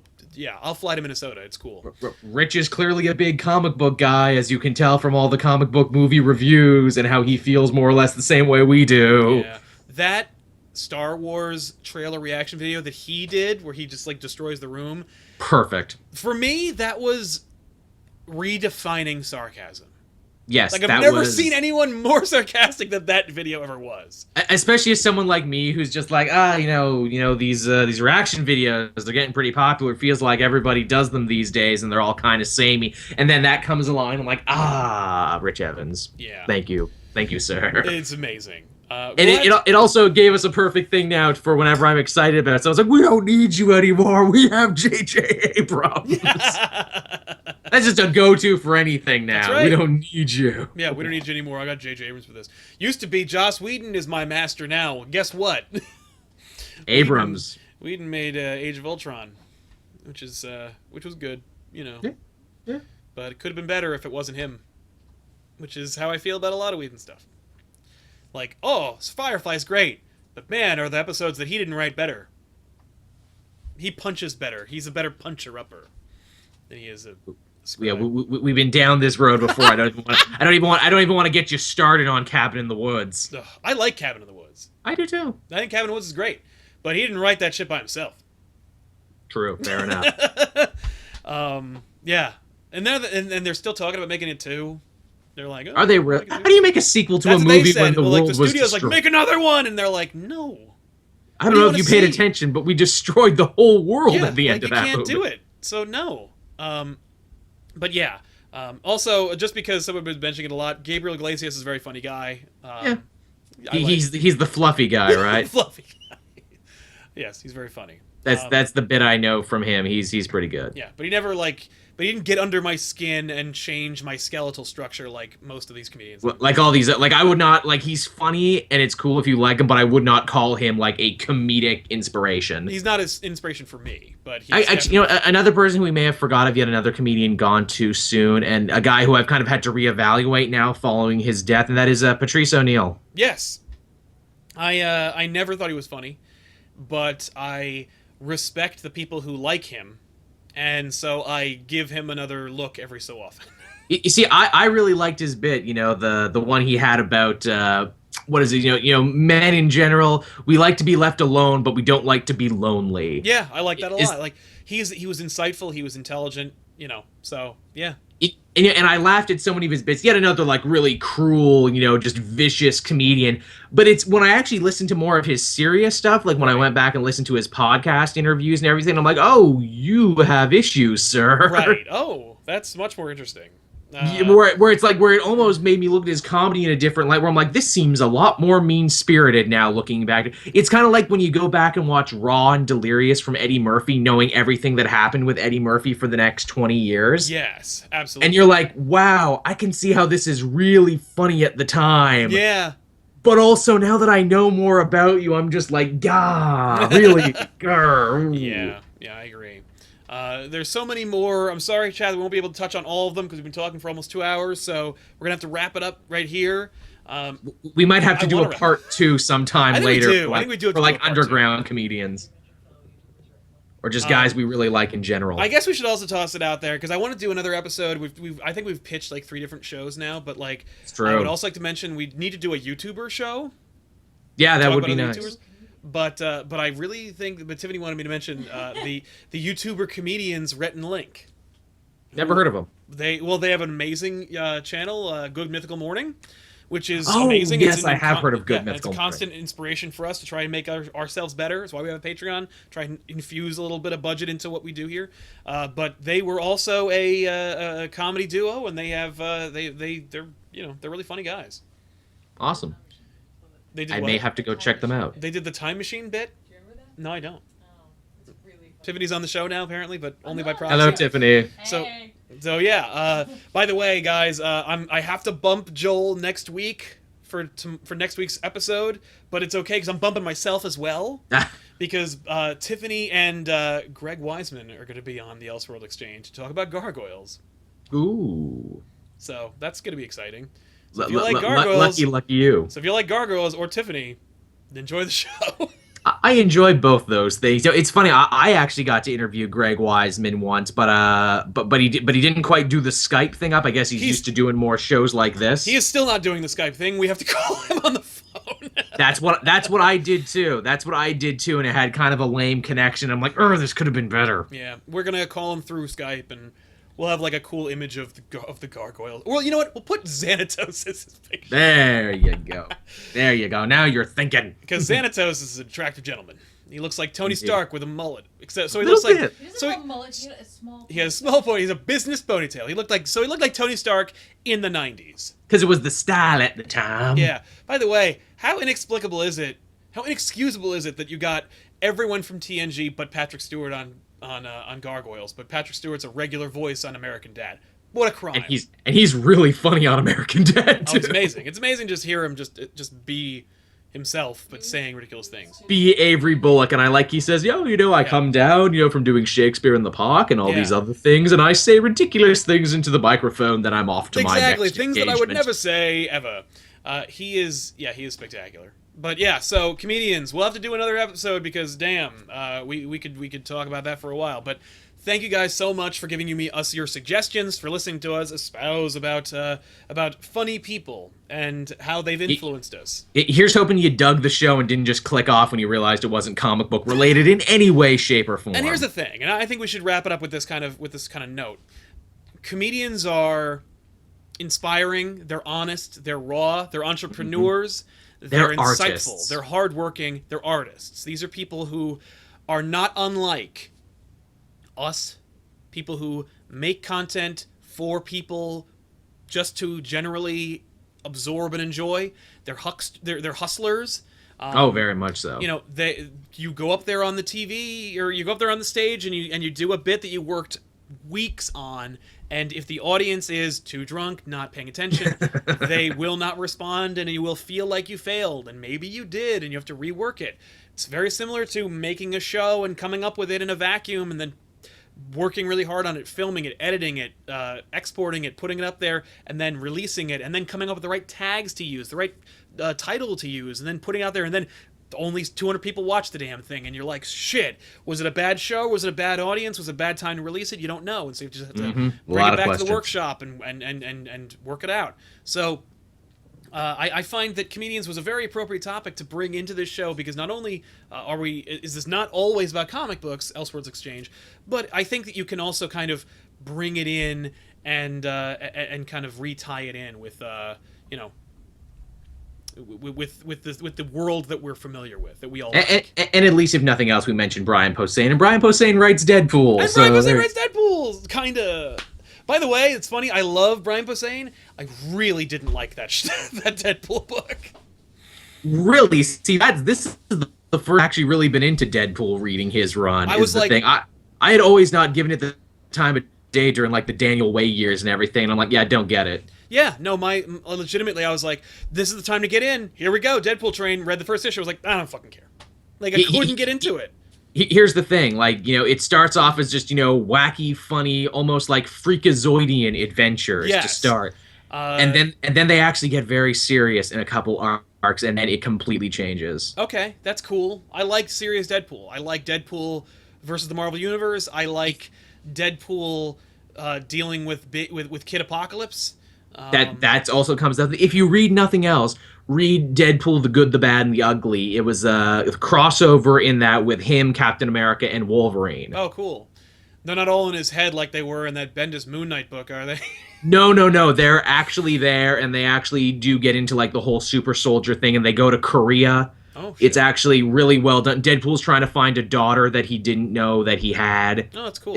It's actually really well done. It's really friggin' heartbreaking too near the end, because it's like that's where, you know, Posehn and Duggan, they pull off the veil and they're like, no, Deadpool is the sad clown of the Marvel universe, is what he is. That. I like that version of it. He is Rick. He jokes and everything because he's hurting on the inside. That's cool. I like that. But yeah, so there you go, everybody. That was our show. Thank you guys so much for watching. And hey, don't forget to check out Cape Joel. The link in the description box down below. Thank you, Joel, for joining us as always. Oh, and, always happy to. We'll see you guys next week with a totally different, totally new, totally exciting show. And hopefully it'll set the standard for, you know, new specials that we do on Elseworlds Exchange. I'm excited about it. All new, all different. All new, all different, but all the same. Thanks a lot for watching, everybody. We'll see you next time. Let me just, yeah. And then we do that, and then we do